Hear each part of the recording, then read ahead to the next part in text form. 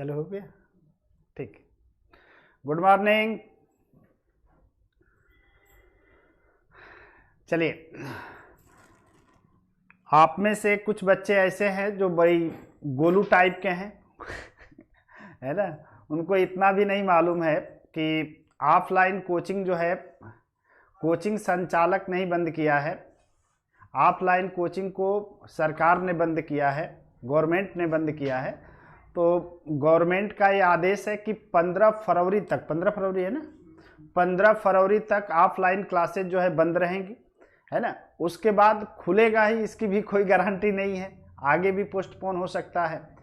पिछले 2 साल का यदि आप इतिहास देखेंगे तो पिछले 2 साल में, पहले जब कोरोना आया था तो मार्च में आया था, मार्च में आया, मार्च में आने के बाद जो है कोचिंग ओपन हुई थी नवंबर लास्ट दिसंबर में, है ना, दिसंबर में कोचिंग ओपन हुई, फिर जो है मार्च आते आते फिर बंद हो गई।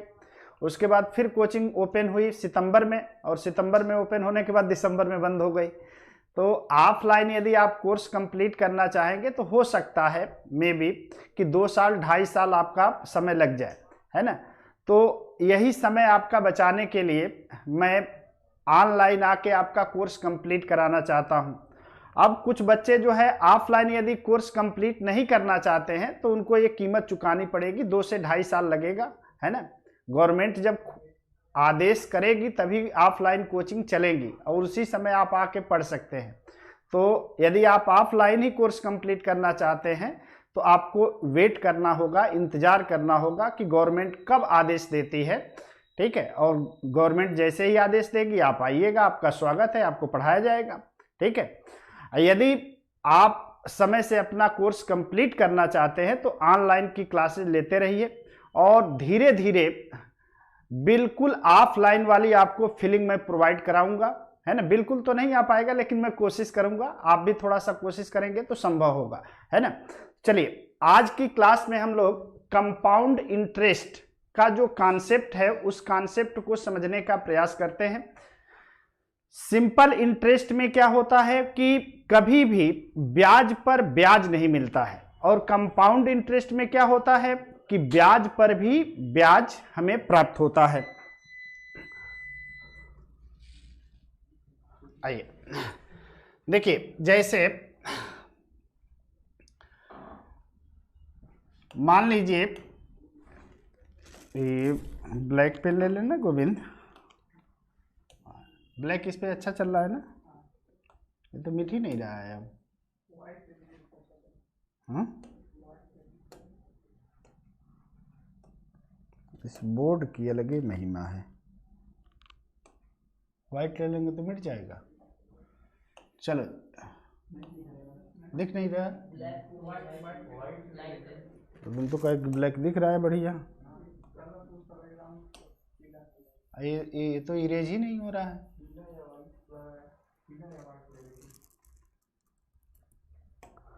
चलो जी, बोर्डे चलाने में हमको कई दिन लग जाएंगे क्या।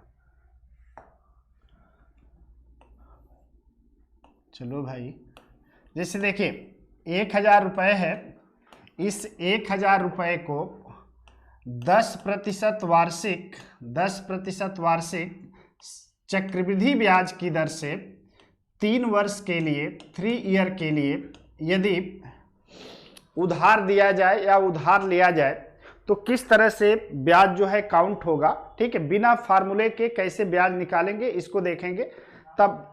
हाँ, क्या हुआ जी,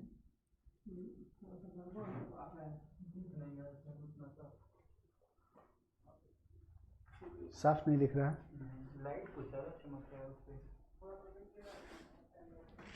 देखिए जी, देखिए थोड़ा सा सेट कीजिए तो।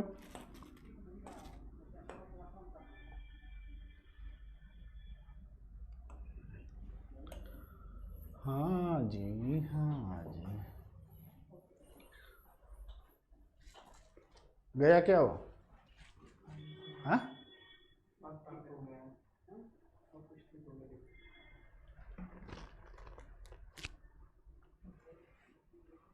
वो है क्या, बुला लो, तुम क्या जानते हो उसमें जानते नहीं हो, कुछ करोगे, छेड़छाड़ करोगे। हाँ,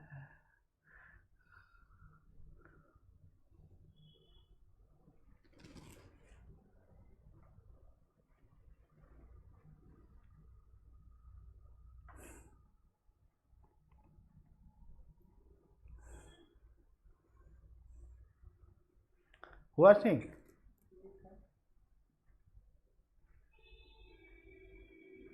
ये पीछे वाला आ रहा है कि सामने वाला आ रहा है? थोड़ा सा पीछे चलता है इतना। क्या हुआ? ठीक है, हमको तो कुछ अंतर नहीं दिख रहा है जी। जल्दी करो, तुम खुद क्यों करने लगे, है नहीं क्या वो?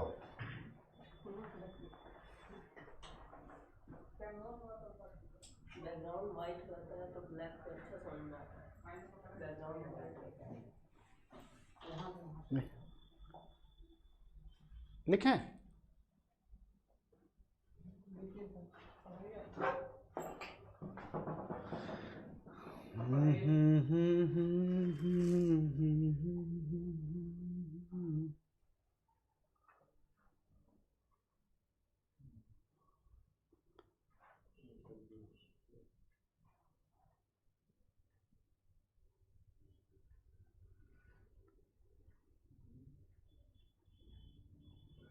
लाइव होने से पहले तो सेट किया गया था ना।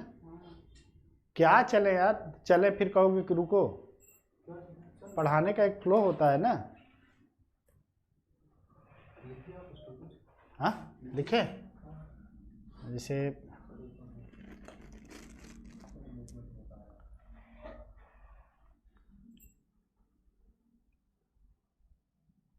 क्या लिखे हैं, कुछ भी लिख देते हैं ना।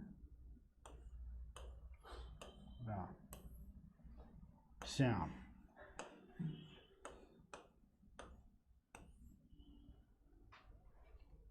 ठीक है, ठीक आ रहा है, बोलो जी। सही आ रहा है, चलिए तो पढ़ाते हैं।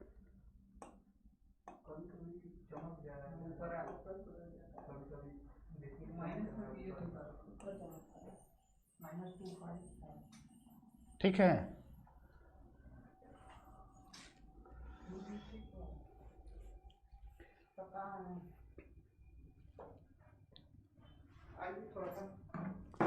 राम श्याम तो ठीक आ रहा है, ऊपर लाइट ज़्यादा है ना। बैकग्राउंड वाइट कर देंगे तो चमक जाएगा, ब्लैक करेंगे।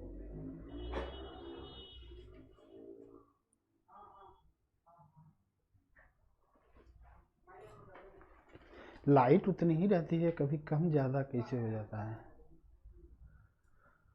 कैमरा की वजह से कभी फोकस ज़्यादा इस पे देता है, कभी आप पे देता अभी है। जैसे कल वाइट वाला पीडीएफ चला रहे थे, कल कोई दिक्कत नहीं। ठीक है, ये रिफ्लेक्ट करता है ना, इसीलिए। हाँ अब तो ठीक आ रहा है ना गोविंद, सही है, ठीक है। चलिए देखो जी, मान लो क्या बात कर रहे थे, 1,000 रुपया है और इस 1,000 रुपये को 10% वार्षिक चक्रवृद्धि ब्याज की दर से 3 वर्ष के लिए उधार दिया जाए या लिया जाए। ठीक है, तो कंपाउंड इंटरेस्ट कैसे काउंट होगा? 1,000 रुपये का 10% वार्षिक चक्रवृद्धि ब्याज की दर से 3 वर्ष का हमें चक्रवृद्धि ब्याज बताना है, अमाउंट बताना है। क्या हुआ फिर? अभी वैसे ही आ रहा है।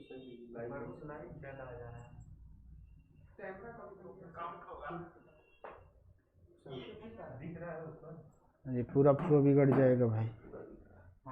हाँ तो ठीक है, तो ठीक है, 1,000 रुपये का 10% वार्षिक चक्रवृद्धि ब्याज की दर से 3 वर्ष का चक्रवृद्धि ब्याज बताना हो या 3 वर्ष पश्चात चक्रवृद्धि मिश्रधन बताना हो, तो कैसे काउंट किया जाता है चक्रवृद्धि ब्याज, इसको देखेंगे। यदि ब्याज जो है वार्षिक देय है, तो हर एक वर्ष यानी हर एक साल बाद जो है ब्याज काउंट होगा और उस ब्याज पर भी ब्याज मिलेगा। यदि ब्याज छमाही देय होता है तो हर 6 महीने पर ही ब्याज काउंट हो जाता है और उस ब्याज पर भी फिर अगले 6 महीने के लिए ब्याज क्या हो जाता है, आरोपित हो जाता है। यदि ब्याज तिमाही देय है तो हर 3 महीने पर ब्याज काउंट होता है और अगले 3 महीने के लिए उस ब्याज पर भी ब्याज मिलता है। तो छमाही, तिमाही, इस तरह का जब क्वेश्चन होगा तो कैसे उसको करेंगे, इसको नेक्स्ट क्लास में हम लोग सीखेंगे। आज हम लोग बात करने वाले हैं कि ब्याज यदि वार्षिक देय हो तो कैसे ब्याज काउंट होगा। तो 1000 रुपए पर 10% वार्षिक ब्याज दर से 3 वर्ष का चक्रवृद्धि ब्याज हमें निकालना हो तो फर्स्ट ईयर, पहला जो साल होगा फर्स्ट ईयर, इस पर फर्स्ट ईयर जो इंटरेस्ट मिलेगा वो मूलधन पर ही इंटरेस्ट मिलेगा। तो मूलधन है कितना, 1000 रुपया, 1000 रुपया। तो प्रथम वर्ष जो है ब्याज 1000 रुपये पर काउंट होगा, यानी 1000 का 10% ब्याज बनेगा और 1000 का 10% निकालेंगे कितना होगा, 100 रुपया। ठीक है, तो 1000 रुपये का 10% फर्स्ट ईयर ब्याज बना और 1000 का 10% हुआ 100 रुपया। तो ये जो 100 रुपया है यह इंटरेस्ट हो गया पहले साल का और 1000 मूलधन है तो मिश्रधन हो जाएगा, यानी अमाउंट हो जाएगा फर्स्ट ईयर के लास्ट में। मूलधन 1000 और प्लस ब्याज 100, यानी टोटल हो गया कितना, 1100 रुपए। कितना हो गया, 1100 रुपए। अब अगले साल जो है इस 1000 पर ब्याज तो बनेगा ही बनेगा, इस 100 रुपए पर भी ब्याज मिलेगा, यानी टोटल 1100 रुपए पर ब्याज नेक्स्ट ईयर काउंट होगा। तो सेकेंड ईयर में दूसरे साल ब्याज आरोपित होगा 1100 रुपए पर, यानी फर्स्ट ईयर के लास्ट में जो मिश्रधन होता है वह सेकेंड ईयर के लिए प्रिंसिपल का काम करता है, यानी मूलधन का काम करता है। तो सेकेंड ईयर के लिए मूलधन का काम करेगा 1100 रुपया।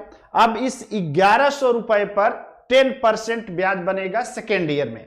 तो 1100 रुपए का 10% निकालेंगे, 1100 रुपए का 10% तो कितना आएगा, 110 आएगा, 110 रुपए, है ना।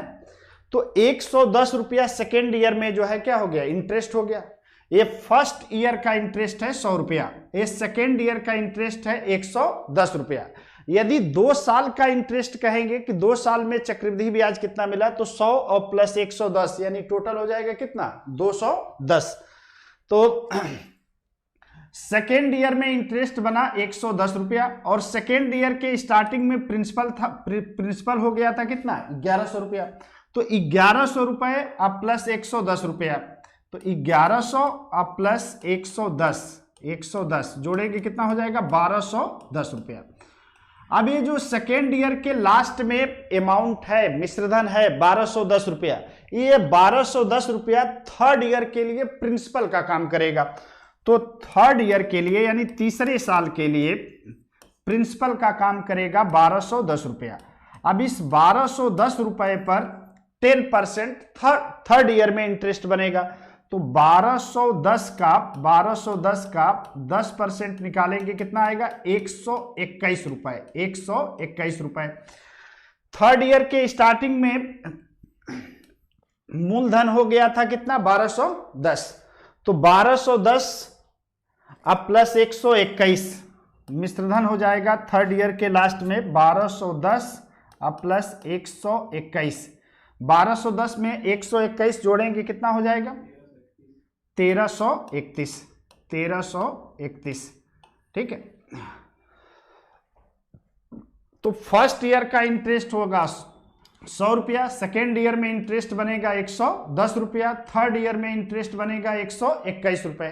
ठीक है, तो 3 साल में कुल कितना इंटरेस्ट बना, तो 100, 110 और 121 जोड़ देंगे तो 3 साल में कितना इंटरेस्ट बना है, ये पहले साल इंटरेस्ट बना है, ये दूसरे साल और ये तीसरे साल। तो 3 साल का इंटरेस्ट देखेंगे तो 3 साल का इंटरेस्ट कितना हो जाएगा, 331 रुपए। ठीक है, और 1000 रुपया प्रिंसिपल था, 331 रुपया चक्रवृद्धि ब्याज बन गया और अमाउंट हो गया कितना, 1331 रुपए। ठीक है, तो एक और एग्जाम्पल लेकर इस कॉन्सेप्ट को हम लोग समझने का काम करते हैं, उसके बाद इससे कैसे फार्मूला बनेगा उस फार्मूले पर भी हम चर्चा करते हैं, फिर उसके बाद आगे हम लोग क्वेश्चन पे चर्चा करेंगे। तो एक और एग्जाम्पल लेता हूं मैं, देखिए मूलधन पे प्रतिदिन ब्याज काउंट होता है, कोई भी ऐसा दिन नहीं होता है जिस पर ब्याज काउंट न हो। यदि ब्याज वार्षिक देय है तो हर एक साल बाद ब्याज काउंट होगा और एक साल बाद जो ब्याज मिलेगा उस ब्याज पर भी अगले साल जो है ब्याज क्या होगा, आरोपित होता है। इस बात को ध्यान रखेंगे।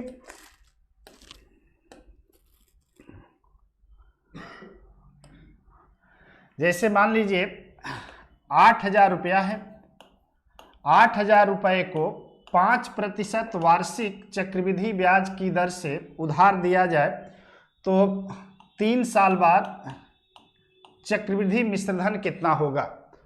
तो यहाँ पे हम लिख लेते हैं मूलधन, यहाँ पे लिख लेते हैं हम ब्याज और यहाँ पे लिख देते हैं मिश्रधन यानी अमाउंट। तो फर्स्ट ईयर पहले साल की यदि बात करें तो पहले साल अभी एक साल तक ब्याज पर ब्याज मिलने वाला नहीं है, क्योंकि ब्याज वार्षिक देय है, 5% वार्षिक यदि देय है तो शुरू के एक साल तक ब्याज पर कोई ब्याज नहीं मिलेगा। लेकिन जैसे ही एक साल कंप्लीट होगा, जो उस एक साल कंप्लीट होने पर ब्याज काउंट होगा और उस जो ब्याज काउंट होगा उस ब्याज पर भी अब अगले साल से ब्याज मिलना शुरू हो जाएगा। तो फर्स्ट ईयर जो है सिर्फ जो है 8,000 रुपये पर ही ब्याज आरोपित होगा और 8,000 रुपये का 5%, 8,000 रुपये का 5% इंटरेस्ट बनेगा और 8,000 का 5% निकालेंगे तो कितना आएगा, 400 आएगा। तो 400 रुपया इंटरेस्ट बना। मूलधन है 8,000 और ये 400 रुपया इंटरेस्ट बन गया तो मिश्रधन हो गया कितना, 8,400, है ना। फर्स्ट ईयर के लास्ट में मिश्रधन देखें तो मिश्रधन हो गया 8,400। अब ये 8,000 जो 400 है इसमें 8,000 तो मूलधन है और 400 रुपया फर्स्ट ईयर का इंटरेस्ट है। तो अगले साल 8,000 पर तो इंटरेस्ट बनेगा ही बनेगा, इस 400 रुपए पर भी इंटरेस्ट बनेगा, यानी टोटल 8,400 रुपए पर सेकेंड ईयर ब्याज आरोपित होगा। तो जो सेकेंड ईयर होगा इस सेकेंड ईयर में 8,400 रुपए पर ब्याज काउंट होगा और 8,400 रुपए का 5% इंटरेस्ट बनेगा सेकेंड ईयर में, दूसरे वर्ष में। अब 8,400 का 5% निकालेंगे तो कितना आएगा, 420 रुपया। तो सेकेंड ईयर में इंटरेस्ट बनेगा 420 रुपया। सेकेंड ईयर के स्टार्टिंग में हो गया था, धनराशि हो गई थी 8,400 और 420 रुपया इंटरेस्ट मिल गया तो टोटल हो गया कितना, 8,400 प्लस 420 तो टोटल हो जाएगा कितना, 8,820 रुपया, इतना होगा, है ना। सेकेंड ईयर के लास्ट में जो मिश्रधन है वो थर्ड ईयर के लिए, तीसरे साल के लिए, थर्ड ईयर के लिए मूलधन का काम करेगा, यानी 8,820 रुपए पर ब्याज आरोपित होगा और 8,820 रुपए का 5% इंटरेस्ट बनेगा। 8,820 का 5% निकालेंगे कितना आएगा, 441 रुपए। तो थर्ड ईयर में इंटरेस्ट बन गया कितना, 441 रुपए। अब 8,820 प्लस 441, 8,820 प्लस 441 तो थर्ड ईयर के लास्ट में मिश्रण हो जाएगा कितना, 9,261। ठीक है। अब देखिए कैसे फार्मूला बनेगा, आप जानते होंगे formula, amount is equal to P question में 1 प्लस आर बटे 100 का पावर n, है ना। यह फार्मूला इसी कॉन्सेप्ट से निकला है और कैसे निकाला गया है इसको थोड़ा सा समझने का प्रयास करेंगे।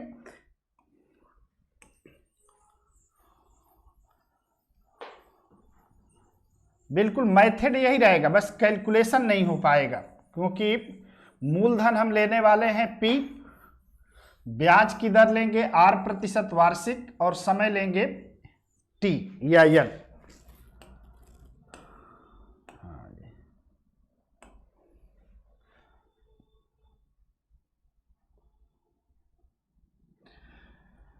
जैसे मूलधन हम मान लेते हैं P रुपया है, ब्याज की जो दर है ब्याज वह R% वार्षिक है, R% वार्षिक चक्रवृद्धि ब्याज की दर, और समय जो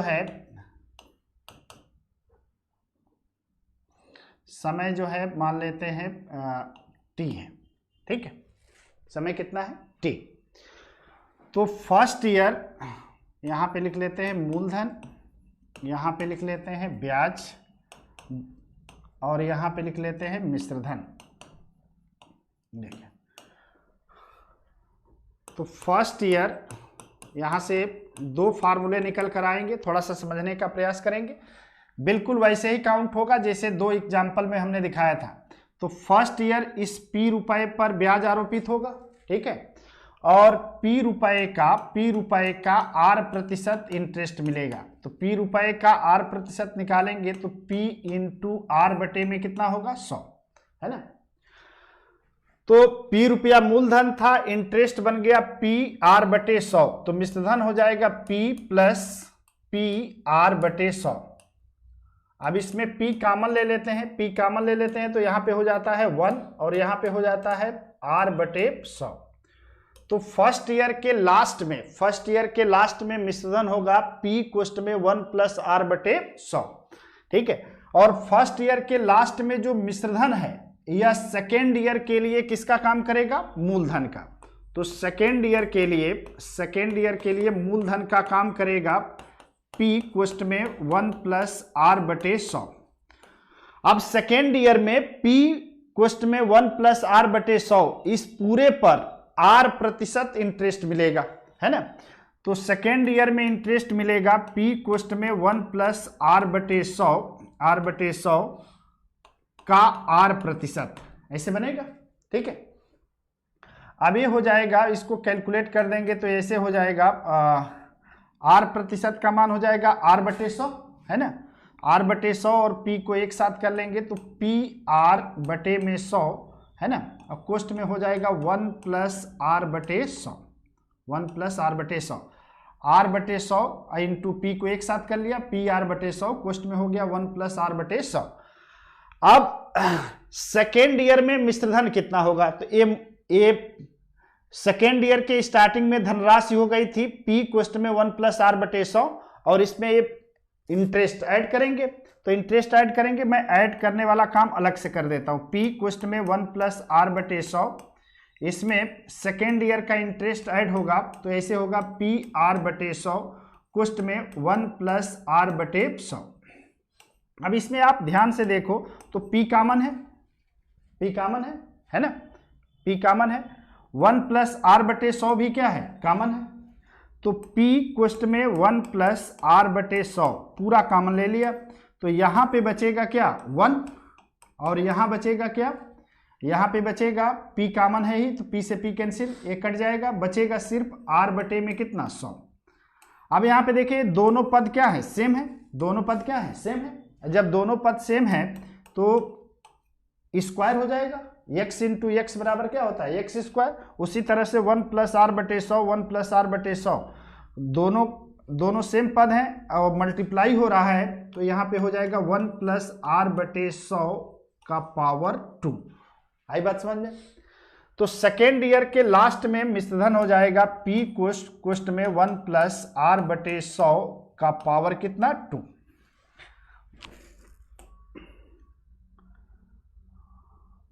इरेजर ले लेते हैं।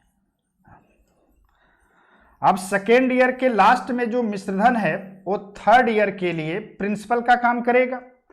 तो थर्ड ईयर के लिए प्रिंसिपल हो जाएगा, थर्ड ईयर के लिए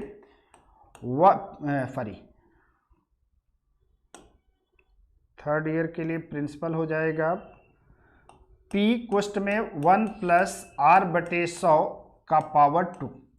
सेकेंड ईयर के लास्ट में जो मिश्रधन है वो थर्ड ईयर के लिए प्रिंसिपल का काम करेगा। अब थर्ड ईयर इस पूरे पर ब्याज आरोपित होगा और इसका R% इंटरेस्ट बनेगा। तो P कोष्ट में 1 प्लस R बटे 100 का पावर 2, इसका मिलेगा इंटरेस्ट कितना, R%। अब P इंटू R% को एक साथ कर सकते हैं तो हो जाएगा P R बटे 100, कोष्ट में हो जाएगा 1 प्लस R बटे 100 का पावर कितना, 2। अब थर्ड ईयर के स्टार्टिंग में धनराशि थी P कोष्ट में 1 प्लस R बटे 100 का पावर 2, ठीक है, और इंटरेस्ट बन गया P R बटे 100। कुछ लोगों को समझ में नहीं आ रहा होगा तो परेशान होने की कोई ज़रूरत नहीं है, ठीक है। अब इसमें P कोष्ट में 1 प्लस R बटे 100 का पावर 2 कॉमन ले लेते हैं, कॉमन ले लेंगे। P कोष्ट में 1 प्लस R बटे 100 का पावर 2 कॉमन ले लिया तो यहाँ क्या बचेगा, 1, और यहाँ बचेगा क्या, R बटे 100, है ना, R बटे 100। जैसे x स्क्वायर में x से गुणा करते हैं तो क्या हो जाता है, x क्यूब, है ना। उसी तरह से 1 प्लस R बटे 100 के पावर 2 में 1 प्लस R बटे 100 का जब मल्टीप्लाई करेंगे तो ये हो जाएगा 1 प्लस R बटे 100 का पावर 3। आई बात समझ में। तो यहाँ पे मिश्रधन हो जाएगा तीसरे साल के लास्ट में 1 प्लस R बटे 100 का पावर कितना, 3, ठीक है। अब यदि आप थोड़ा सा ध्यान से देखें तो एक सीक्वेंस बनता हुआ नजर आएगा।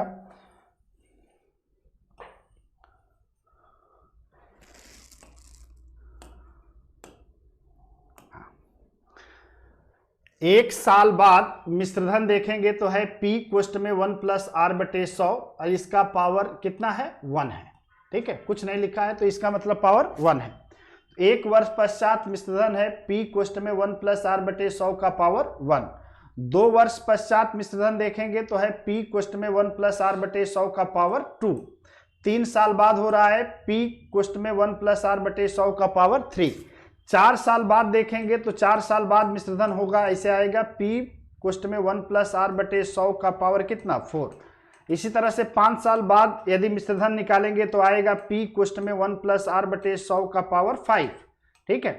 तो यदि हमें T वर्ष पश्चात मिश्रधन निकालना हो तो जब 1 साल बाद निकालना है तो पावर 1 है, 2 साल बाद निकालना है तो पावर 2 है, 3 साल बाद निकालना है तो पावर 3 है, 4 साल बाद पावर 4, 5 साल बाद पावर 5। तो T वर्ष पश्चात यदि हमें मिश्रधन निकालना होगा तो P कोष्ट में 1 प्लस R बटे 100 इसका पावर क्या हो जाएगा, T हो जाएगा, ठीक है। तो यही आपका फार्मूला निकल कर आता है कि P रुपए का R% दर से T वर्ष पश्चात मिश्रधन कितना होगा, अमाउंट कितना होगा। तो अमाउंट बराबर होता है P कोष्ट में 1 प्लस R बटे 100 का पावर कितना, T, ठीक है। तो यह फार्मूला निकल कर आता है amount is equal to P कोष्ट में 1 प्लस R बटे 100 का पावर T। इतनी बात समझ में आ गई। एक और यहां से इंटरेस्टिंग फार्मूला निकल कर आ रहा है, यदि आप ध्यान दें तो दिखाई देगा। यह फर्स्ट ईयर का इंटरेस्ट है, यह सेकेंड ईयर का इंटरेस्ट है, ये थर्ड ईयर का इंटरेस्ट है ना। तो यदि किसी भी संख्या का पावर 0 लिख दें, किसी भी संख्या का पावर 0 लिख दें तो उसका मान क्या होता है, 1। किसी भी संख्या का पावर यदि आप 0 कर दें, जैसे x का पावर 0 तो इसकी वैल्यू क्या होगी, 1 होगी, ठीक है। इसी तरह से 1 प्लस R बटे 100 का पावर 0 कर दें तो इसका भी मान क्या होगा, 1, है ना। और 1 से किसी भी संख्या में आप मल्टीप्लाई करते हैं तो उसके मान में कोई अंतर नहीं आता है। तो 1 प्लस R बटे 100 के पावर 0 से आप मल्टीप्लाई कर सकते हैं, क्योंकि 1 प्लस R बटे 100 के पावर 0 की वैल्यू किसके बराबर होगी, 1 के बराबर होगी। तो यहाँ पे फर्स्ट ईयर का जो इंटरेस्ट है PR बटे 100, यहाँ पे क्या हम ऐसे लिख सकते हैं क्या, 1 प्लस R बटे 100 का पावर 0 लिख सकते हैं। अब यदि आप ध्यान से देखें तो यहाँ पे पावर 0 है, यहाँ पे पावर 1 है, यहाँ पे पावर क्या है, 2 है, है ना, यहाँ पे पावर क्या है 2 है।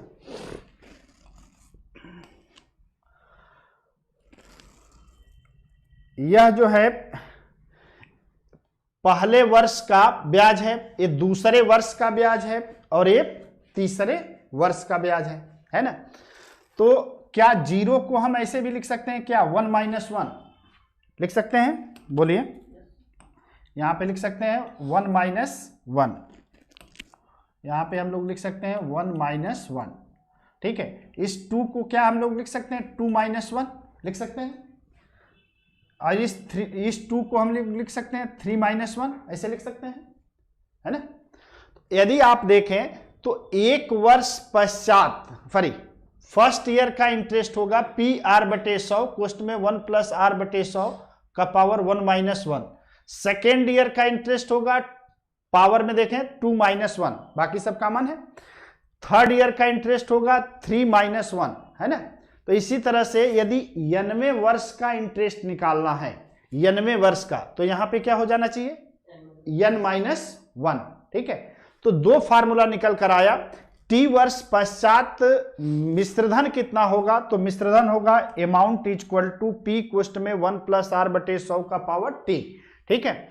और 90वें वर्ष का ब्याज कितना होगा, है ना, तो उसके लिए फार्मूला निकल कर आएगा PR/100 कोष्ट में 1 + R/100 का पावर n - 1।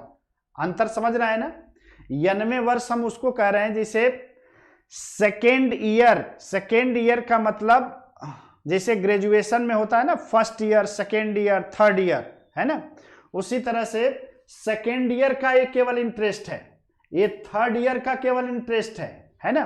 तो इसी तरह से यदि 90वें वर्ष का इंटरेस्ट निकालना हो, n वर्ष का नहीं, 3 साल नहीं, तीसरे साल, है ना, 2 साल नहीं, दूसरे साल का इंटरेस्ट निकालना हो, 5 साल का इंटरेस्ट ना निकाल के सिर्फ 5वें साल का इंटरेस्ट निकालना हो, तो ऐसे इंटरेस्ट को काउंट करने के लिए इसको आप फार्मूले के रूप में यूज कर सकते हैं। और यहां से क्वेश्चन जो है एग्जाम में, प्रीवियस ईयर एग्जाम में पूछे गए हैं, तो इस फार्मूले को भी ध्यान में रखेंगे और नोट करके अब आप लोग लिखेंगे। उसके बाद हम फिर आगे बढ़ते हैं, कुछ और बातें आपको समझाते हैं, फिर क्वेश्चन कराते हैं।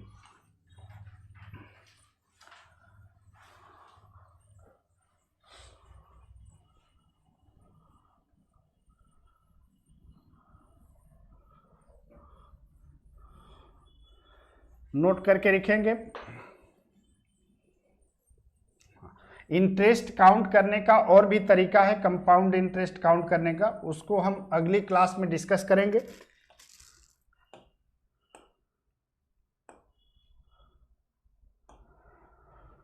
तो नोट करके लिखिए,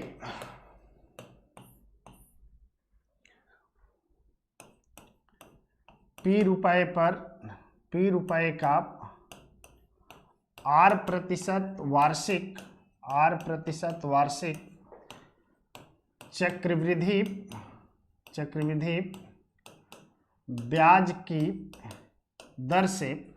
चक्रवृद्धि ब्याज की दर से T वर्ष पश्चात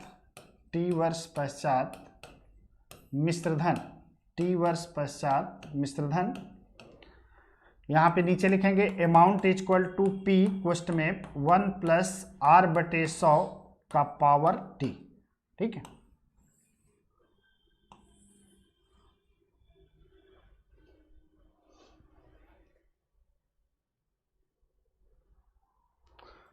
इसको कर देंगे नोट फर्स्ट, ठीक है, फिर लिखेंगे नोट सेकेंड।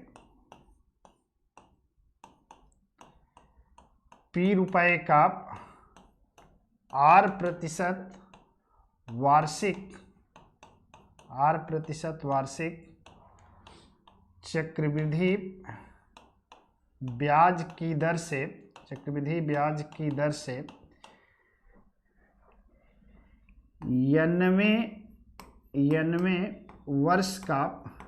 90वें वर्ष का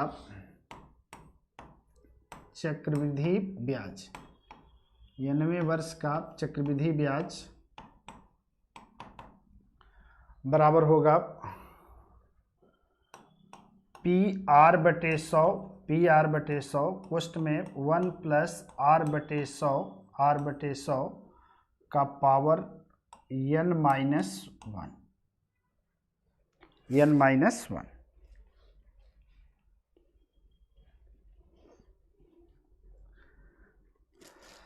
इसे 5वें वर्ष का चक्र 5 साल का निकालना होगा तब तो इस फार्मूले को यूज करना होगा, ठीक है। लेकिन 5वें वर्ष का निकालना होगा तो इस फार्मूले को यूज करेंगे। 3 साल का निकालना होगा इंटरेस्ट तो यहां से निकलेगा, है ना। लेकिन तीसरे साल का इंटरेस्ट निकालना हो, केवल तीसरे साल का, है ना। 3 साल का मतलब हो जाता है first year plus second year plus third year, है ना। और थर्ड ईयर का मतलब सिर्फ तीसरा साल, उसमें फर्स्ट ईयर और सेकेंड ईयर का इंटरेस्ट शामिल नहीं होता है। तो 90वें वर्ष का यदि आपको चक्रवृद्धि ब्याज निकालना हो तो ये फार्मूला आप यूज कर सकते हैं, पी आर बटे 100 क्वेश्चन में 1 प्लस आर बटे 100 का पावर n माइनस 1, ठीक है। अब थोड़ी सी बात कर लें, ये दो मूल फार्मूले हैं, ये दो क्या है, मूल फार्मूले हैं। यहीं से एक और फार्मूला निकल कर आता है, यदि अमाउंट में से प्रिंसिपल को हम माइनस कर देते हैं तो क्या मिल जाता है, ब्याज, है ना। तो चक्रवृद्धि ब्याज निकालना हो, टी वर्ष का चक्रवृद्धि ब्याज निकालना हो, ठीक है। तो टी वर्ष का चक्रवृद्धि ब्याज निकालना हो तो टी वर्ष पश्चात जो मिश्रधन है उसमें से प्रिंसिपल को क्या करेंगे, घटा देंगे। तो तीसरा नोट करके लिखेंगे हम लोग और उसके बाद क्वेश्चन शुरू करेंगे। क्वेश्चन शुरू करने से पहले थोड़ा सा इसको रेशियो में कन्वर्ट करना सीखेंगे, उसके बाद क्वेश्चन शुरू करेंगे। तो तीसरा नोट करके लिखेंगे हम लोग,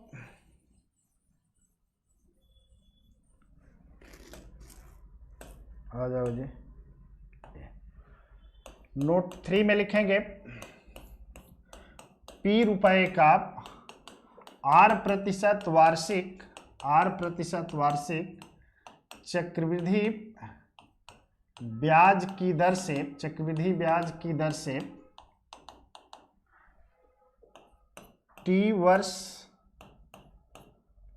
वर्ष में प्राप्त चक्रवृद्धि ब्याज, चक्रवृद्धि ब्याज। तो CI यानी कंपाउंड इंटरेस्ट, चक्रवृद्धि ब्याज निकालना हो, टी वर्ष का चक्रवृद्धि ब्याज, तो टी वर्ष पश्चात जो मिश्रधन है इसमें से प्रिंसिपल को हम क्या करेंगे, घटाएंगे।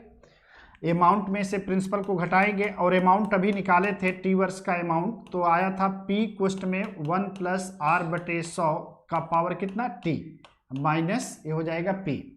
अब यहाँ से यदि P कॉमन हम ले लेते हैं तो ये हो जाएगा 1 प्लस आर बटे 100, 1 प्लस आर बटे 100 का पावर T। P कॉमन ले लिया तो P कॉमन ले लिया तो यहाँ पे बचा 1 प्लस आर बटे 100 का पावर T, यहाँ पे बचेगा 1 तो माइनस कर देंगे 1। तो ये एक फार्मूला निकल कर आ जाएगा आपका।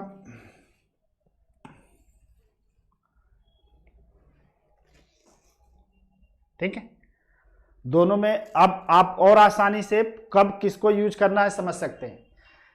3 साल बाद चक्रवृद्धि ब्याज निकालना है तो इस फार्मूले को यूज करना है। लेकिन तीसरे वर्ष का चक्रवृद्धि ब्याज निकालना है तो इस फार्मूले को यूज करेंगे, ठीक है। दूसरे वर्ष का चक्रवृद्धि ब्याज निकालना है तो इसको यूज करना है। लेकिन जब 2 साल का चक्रवृद्धि ब्याज निकालना होगा तो इस फार्मूले को आपको यूज करना है, ठीक है। चौथे वर्ष का चक्रवृद्धि ब्याज निकालना है तो इसको यूज करना है। लेकिन 4 साल का यदि चक्रवृद्धि ब्याज निकालना है तो इसको यूज करना है ना। इतना तो समझते ही होंगे कि 3 साल और तीसरे वर्ष में डिफरेंस है ना। 3 साल का मतलब हो जाएगा first year plus second year plus third year, है ना। 3 ही साल बोले है ना, मैं बोल भी जा रहा हूँ क्या बोल रहा हूँ। और घुमा दो जी, कोई है तो नहीं, अपने आप को ही देख के मुस्कुराता है ना। चलो हाँ, इसको कॉपी कर लिए आप लोग। चलिए अब आगे बढ़ते हैं हम लोग।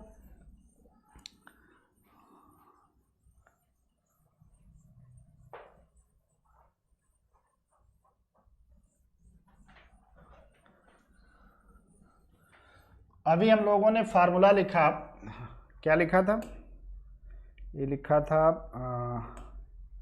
देखो जी, amount is equal to P question में 1 प्लस आर बटे 100 का पावर क्या टी।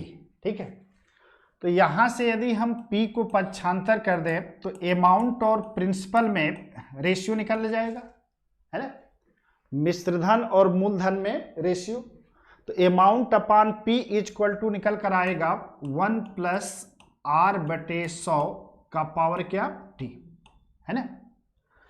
अब 1 प्लस आर बटे 100 का मान कैसे निकालेंगे, है ना, इसको देखेंगे। जैसे मान लीजिए ब्याज की दर जो है 10% वार्षिक है, ब्याज की दर कितनी है 10% वार्षिक। एक तो तरीका है कि आप यहीं पे मान रख के कैलकुलेट करो कि 1 प्लस 10 बटे में 100, है ना, तो यहाँ से काटेंगे 10 आ जाएगा कितना 11 बटे 10, ऐसे आएगा, है ना। इसका पावर टी, यहाँ भी पावर कर दिया क्या टी। लेकिन यदि ब्याज 10% वार्षिक है, ब्याज 10% वार्षिक है, तो अमाउंट और प्रिंसिपल में रेशियो हम तुरंत निकाल लेंगे, ये सब बिना किए ही, है ना। कैसे करेंगे, एक तो ऐसे आप मान रख के वैल्यू पुट करके कैलकुलेट कर सकते हो। दूसरा तरीका ये है कि 10% वार्षिक है, तो 10% वार्षिक का मतलब 10 बटे में कितना होगा 100, 10 बटे 100 का मतलब कितना हुआ 1 बटे 10। तो 10 रुपए पर 1 रुपया, एक साल में पहले वर्ष 10 रुपया में 1 रुपया इंटरेस्ट बनेगा, यानी 10 रुपया बढ़कर कितना हो जाएगा 11 रुपये। तो एक वर्ष पश्चात 10 रुपया कितना हो जाएगा 11 रुपया, 10 रुपया कितना हो जाएगा 11 रुपया। ठीक है, यदि 2 साल बाद निकालना हो अमाउंट और प्रिंसिपल में रेशियो, तो एक वर्ष बाद यदि 10% वार्षिक ब्याज दर है, तो एक साल बाद 10 रुपया हो जाएगा कितना 11 रुपया। लेकिन 2 साल बाद कितना होगा तो 11 बटे 10, इसका वर्ग कर देंगे, वर्ग 2 साल बाद कहेगा तो वर्ग कर देंगे, 3 साल बाद कहेगा तो क्यूब कर देंगे। यही तो ये फार्मूला आपका कह रहा है ना। t का मान 2 होगा तो स्क्वायर होगा, t का मान 3 होगा तो क्या होगा क्यूब होगा। तो वर्ग करेंगे तो ये हो जाएगा 121 बटे में कितना 100, है ना। यानी 10% वार्षिक चक्रवृद्धि ब्याज की दर से एक वर्ष बाद हर 10 रुपया बढ़कर हो जाएगा 11 रुपया, और 10% वार्षिक चक्रवृद्धि ब्याज की दर से 2 वर्ष में हर 100 रुपया बढ़कर हो जाएगा कितना 121 रुपया। यदि समय 3 साल होगा तो क्यूब कर देंगे तो ये हो जाएगा 11 बटे 10, 11 बटे 10 का क्यूब कर दिया, है ना। यही स्टेप आ रहा है सीधे, यही सीधे स्टेप आ रहा है ना। तो 11 बटे 10 का क्यूब करेंगे कितना हो जाएगा 1331 बटे में 1000। यानी ब्याज की दर यदि 10% वार्षिक है, ब्याज की दर 10% वार्षिक है, तो हर एक साल में एक वर्ष बाद 10 रुपया बढ़कर हो जाएगा 11 रुपया, और 2 साल में हर 100 रुपया हो जाएगा कितना 121 रुपया, और 3 साल में हर 1000 रुपया बढ़कर कितना हो जाएगा 1331 रुपया, है ना। तो अब इसी को थोड़ा सा और फास्ट करने की कोशिश करेंगे, तो कैसे करेंगे इसको देखें।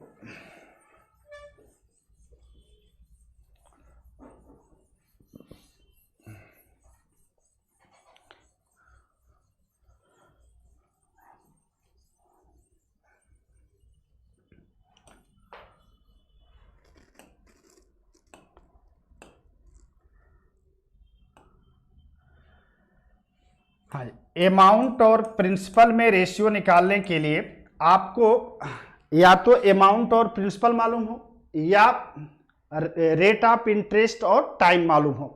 तो जैसे रेट ऑफ इंटरेस्ट है 5% वार्षिक चक्रवृद्धि ब्याज की दर से, 5% वार्षिक चक्रवृद्धि ब्याज की दर से यदि हमें निकालना है कि 2 वर्ष बाद 5% वार्षिक चक्रवृद्धि ब्याज की दर से 2 वर्ष पश्चात जो अमाउंट होगा उसका प्रिंसिपल से क्या रेशियो होगा, वह रेशियो निकालना है। तो आपको क्या करना है कि 5% की वैल्यू कैलकुलेट करना है। 5% का मान कितना होगा 5% का मान होगा 5/100, 5/100 यानी 1/20, 1/20।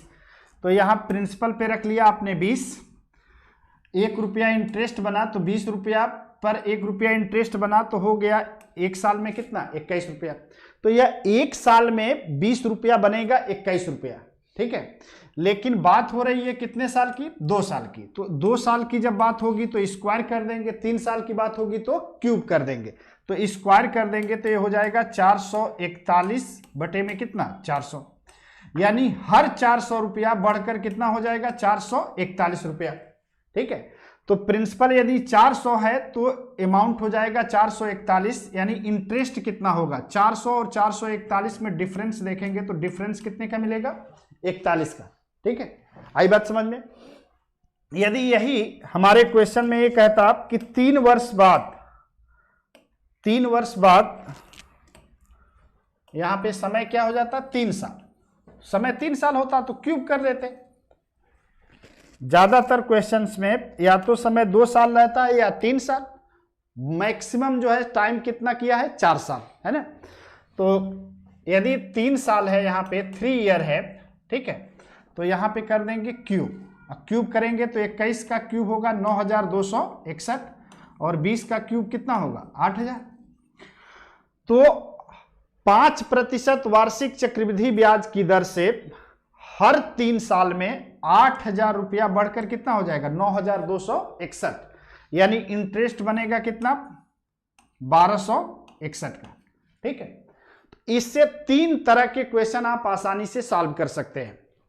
इसमें देखिए अमाउंट है, प्रिंसिपल है और सीआई है ना, है ना। तो अमाउंट और प्रिंसिपल में यदि आप रेशियो निकाल लेते हैं तो ऐसी स्थिति में अमाउंट, प्रिंसिपल और सीआई, इन तीनों में से कोई भी 2 मान मालूम हो तो अगला मान आप क्या कर सकते हैं, निकाल सकते हैं। अमाउंट मालूम हो तो प्रिंसिपल निकाल सकते हैं, प्रिंसिपल मालूम हो तो अमाउंट निकाल सकते हैं, है ना।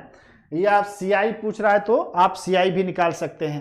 तो आइए इस पर आधारित कुछ क्वेश्चंस करते हैं। रेशियो आप लोग निकाल लेंगे आसानी से, ठीक है। ये रेशियो कहीं और से नहीं मिल रहा है, यहीं से मिल रहा है। Amount upon P is equal to 1 plus R/100 का पावर क्या, टी, ठीक है। इसी का मान थोड़ा सा हम लोग व्यवहारिक करके निकाल रहे हैं तो समय कम लगेगा। 5% का 1 प्लस R/100 का मान निकालना है। यदि R का मान 5 है तो 5% की वैल्यू होगी 5/100, 5 बटे क्या होगा, 100, 5/100 होगा। 5/100 को कैलकुलेट करेंगे 1/20, 1/20 होगा। और 1/20 को, यही तो हमने कहा कि 20 में 1 जोड़ दो, है ना। तो यहाँ पे 1 करेंगे तो यही तो होगा, 20 में 1 क्या होगा, जुड़ेगा, है ना। तो हो जाएगा 21 बटे में कितना, 20। तो इसी को हम लोगों ने सिंपल किया कि यदि ब्याज की दर 5% वार्षिक है तो 5% की वैल्यू होगी, 5% की वैल्यू 5/100 यानी 1/20। तो अमाउंट और प्रिंसिपल में रेशियो हो जाएगा 20 रुपया प्रिंसिपल और 1 रुपया इंटरेस्ट बना तो हो गया 21 रुपया। तो 1 साल बाद 20 रुपया बन जाएगा कितना, 21 रुपया। लेकिन 2 साल बाद 20 रुपया 21 नहीं बनेगा।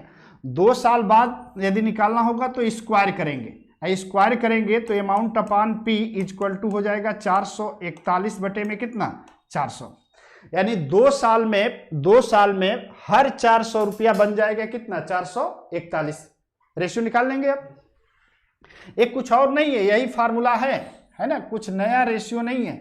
इस फार्मूले को आप जानते हैं, थोड़ा सा इस रूप में यूज करते हैं तो व्यवहारिक हो जाता है, और यहाँ पे रख कर भी आप वैल्यू कैलकुलेट कर सकते हैं, ठीक है।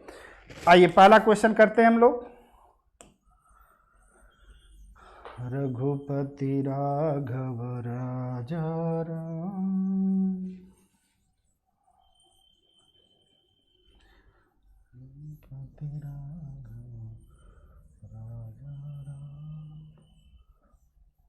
क्लास ठीक चल रही है ना, क्लास वाली फीलिंग आई आज, लगा बड़बड़ किए जा रहे हैं ना। हाँ जी,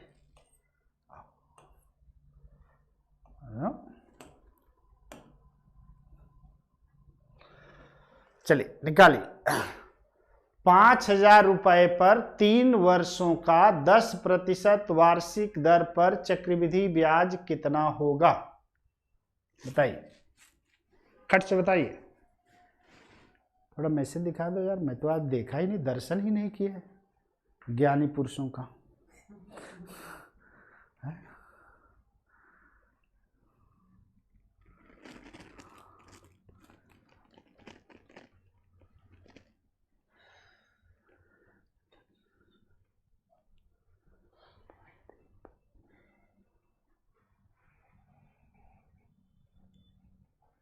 पति पत्नी पतंग सीता अच्छा, रघुपति राघव राजा राम को ये पूरा कर रहा है लड़का, शिवनाथ तिवारी। चलिए आंसर दीजिए। बी ऑप्शन आ रहा है, 1655 आ रहा है। ठीक है, 1655 सूर्यमणि यादव। ठीक है, बहुत अच्छा। अविनाश मिश्रा भी जवाब दे चुके हैं, बी 1655। ठीक है, बहुत अच्छा कर लिए। बहुत आसान क्वेश्चन है ना। पहले से भी आप लोग कर लेते होंगे, आप लोग बहुत तेज आदमी हो। ये थोड़ा कर लिए आप। बी 1 + 55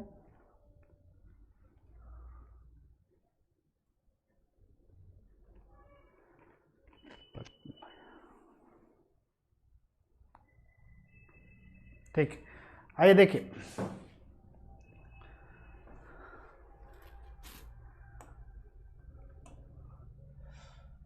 दर कितनी है? 10% वार्षिक दर है, 10% वार्षिक। तो 10% वार्षिक है तो 10% की वैल्यू होगी 10/100 यानी 1/10। तो अमाउंट और प्रिंसिपल में रेशियो निकालते हैं। तो 10 रुपया प्रिंसिपल ले लिया, 10 रुपया प्रिंसिपल और 1 रुपया इंटरेस्ट। तो 10 रुपया प्रिंसिपल है, 1 रुपया इंटरेस्ट, तो हो जाएगा कितना? 11, है ना। तो 1 वर्ष में 10 रुपया बढ़कर हो जाएगा कितना? 11 रुपया। लेकिन यहाँ पे टाइम कितना है? 3 साल है। टाइम कितना है? 3 साल है।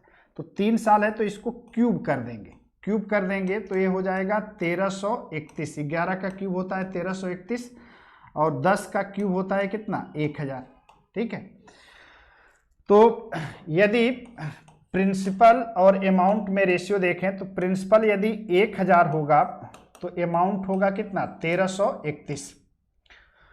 तो 10% वार्षिक चक्रवृद्धि ब्याज की दर से 3 वर्ष में हर 1000 रुपया बढ़कर हो जाएगा कितना? 1331 रुपया।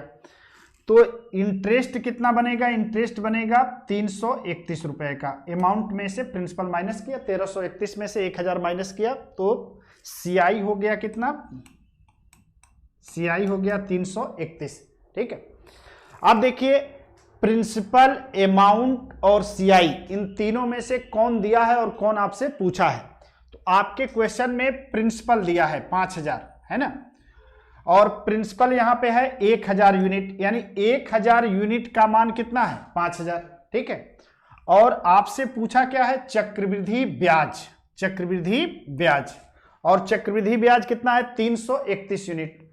तो 1000 यूनिट का मान आपके क्वेश्चन में दिया है और 331 यूनिट का मान आपसे क्या किया है? पूछा है। तो 1000 यूनिट बराबर कर देंगे 5000 रुपया। अगले क्वेश्चन से थोड़ा सा हम लोग फास्ट करेंगे। 1000 यूनिट बराबर 5000 रुपया। तो 1 यूनिट का मान हो जाएगा 5000 बटे में 1000, है ना। इसको डिवाइड करेंगे, कितना आ जाएगा? 5 रुपया। 1 यूनिट का मान 5 रुपया है तो 331 यूनिट का मान निकालेंगे तो कंपाउंड इंटरेस्ट निकल कर आएगा। 331 यूनिट का मान 331 गुणे 5, तो 5 5 3 15, 1600 कितना हो जाएगा? 55 रुपया। ठीक है, अब यह जो स्टेप है इसको थोड़ा सा फास्ट कर दिया करो। 1000 यूनिट का मान 5000 है तो 1 यूनिट का मान हो जाएगा 5000 बटे में 1000। ठीक है, इंटू 131 यूनिट का मान निकालेंगे तो ये निकलेगा, तो इंटू कर दिया 331। तो ये पूरा स्टेप यहाँ से ऐसे हटा के इस रूप में लिखा करें, थोड़ा सा स्पीड आपकी क्या हो जाएगी, बढ़ जाएगी। ठीक है। अब इसको आप चाहो तो फार्मूले से भी कर सकते हो, ट्रेडिशनल मेथड भी अपना सकते हैं, फार्मूला यूज कर सकते हैं, है ना। लेकिन मैं जो है किसी क्वेश्चन में फार्मूला यूज करने के पक्ष में नहीं हूँ। मैं समझ के और क्वेश्चन को करूँगा, आप भी वैसे ही करें। फार्मूला भी यूज करने आपको आना चाहिए। अमाउंट इक्वल टू होता है P क्वेश्चन में 1 + R/100 का पावर क्या है, T। ठीक है, तो अमाउंट निकल जाएगा, तो अमाउंट में से प्रिंसिपल निकाल लेंगे, कंपाउंड इंटरेस्ट निकल जाएगा। अमाउंट निकाल लेते हैं, P है 5000। ठीक है, 1 + R का मान रखा 10/100, टाइम पीरियड कितना है, 3। ठीक है, अब इसको कैलकुलेट कर देंगे तो ये हो जाएगा 5000। ठीक है, और 11/10, 11/10 यानी 1331/1000 ऐसे आएगा। 1000 से इसको काटेंगे, 5 से गुणा करेंगे, 5 5 3 15, 5 3 15, 1 16, है ना, और 5 1 में 5 1 6, 6655 यही आएगा। अब ये 6655 तो अमाउंट है, हमसे पूछा है CI, तो CI इक्वल टू हो जाएगा अमाउंट माइनस प्रिंसिपल, तो 6655 और माइनस 5000 ऐसे कर लेंगे, तो बराबर आ जाएगा 1655। ज़्यादातर लोग फार्मूला तो यूज करते ही होंगे, है ना, है ना। रेशियो भी यूज करना सीखेंगे। चलिए अगले क्वेश्चन की तरफ बढ़ते हैं। अगला क्वेश्चन थोड़ा सा इंटरेस्टिंग है। आ जाओ जी। हाँ हाँ, चाहे जैसे रहो तो। हाँ, एक बात थोड़ा सा मैं समझा दूं, है ना, सिंपल इंटरेस्ट वाली बात, ताकि आप आसानी से क्वेश्चन को कर सकें। इसे साधारण ब्याज में क्या होता था कि यदि 5% वार्षिक साधारण ब्याज है ना, 5% वार्षिक साधारण ब्याज है, और 3 वर्ष का आपको 3 वर्ष का ब्याज निकालना है ना, तो हमने बताया था कि 1 साल का सिंपल इंटरेस्ट 5% है, तो 3 साल का सिंपल इंटरेस्ट हो जाएगा 5 × 3 यानी कितना, 15%। तो प्रिंसिपल का यानी मूलधन का 15%, मूलधन का 15% इंटरेस्ट होगा, है ना। तो यदि 3 साल में मूलधन का 15% इंटरेस्ट बन रहा है, तो 3 साल में 15% बन रहा है, 3 साल में 15%, तो 1 साल में बनेगा कितना, 5%, यानी वार्षिक दर कितनी हो जाएगी, 5%। आसानी से निकाल लेंगे। अगले क्वेश्चन में इसका यूज है, जैसे आपके क्वेश्चन में कह देगा कि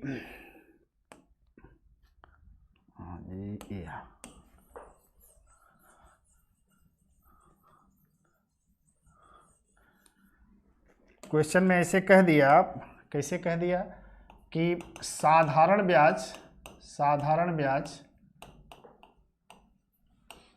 जैसे 5 वर्षों में साधारण ब्याज मूलधन का 45% है ना।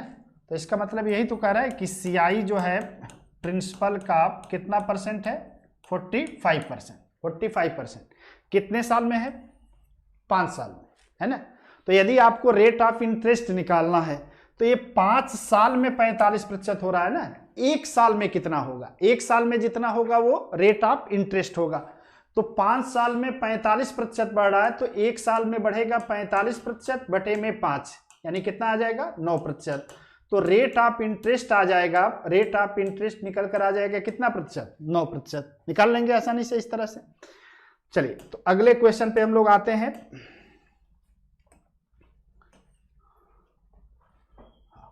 करिए,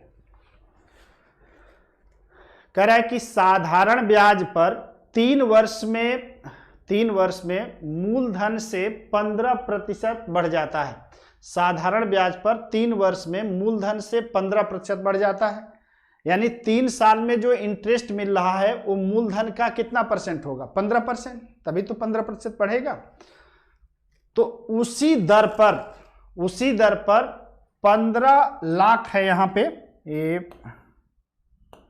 ये कर लेंगे 15 लाख, ठीक है।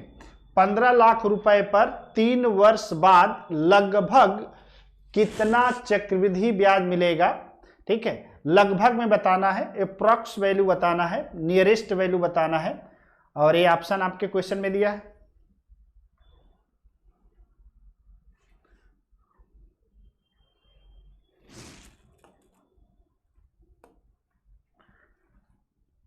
चलिए,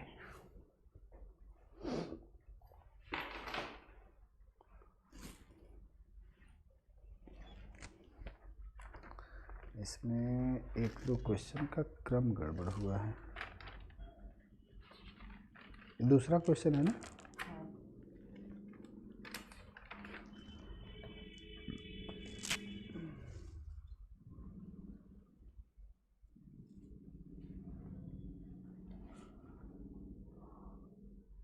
इंटरेस्ट आया होगा 1261, डिफरेंस 1261 को 8000 से डिवाइड कीजिए तो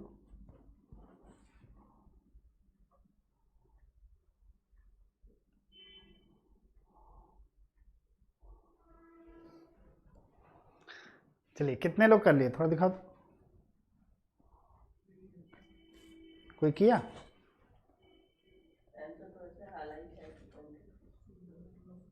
हाईलाइट, अच्छा हाँ,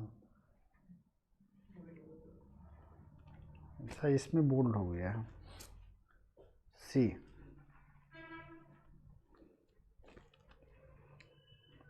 ठीक है, बहुत अच्छा। करके बता रहे हैं तो बहुत अच्छा, नहीं करके बता रहे हैं तब भी बहुत अच्छा है ना। चलो, सी होगा।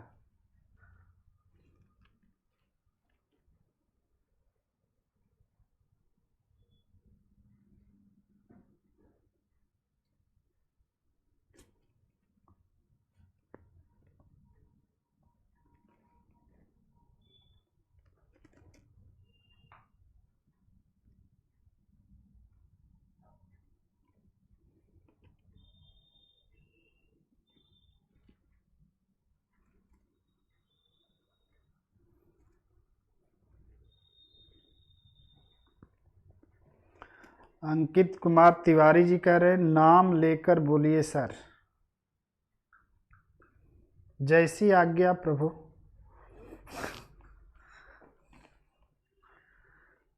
कौन कौन,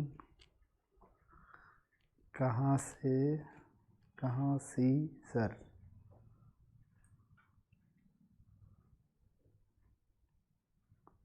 तुक्का भाग दिए थे, कितना आ रहा है?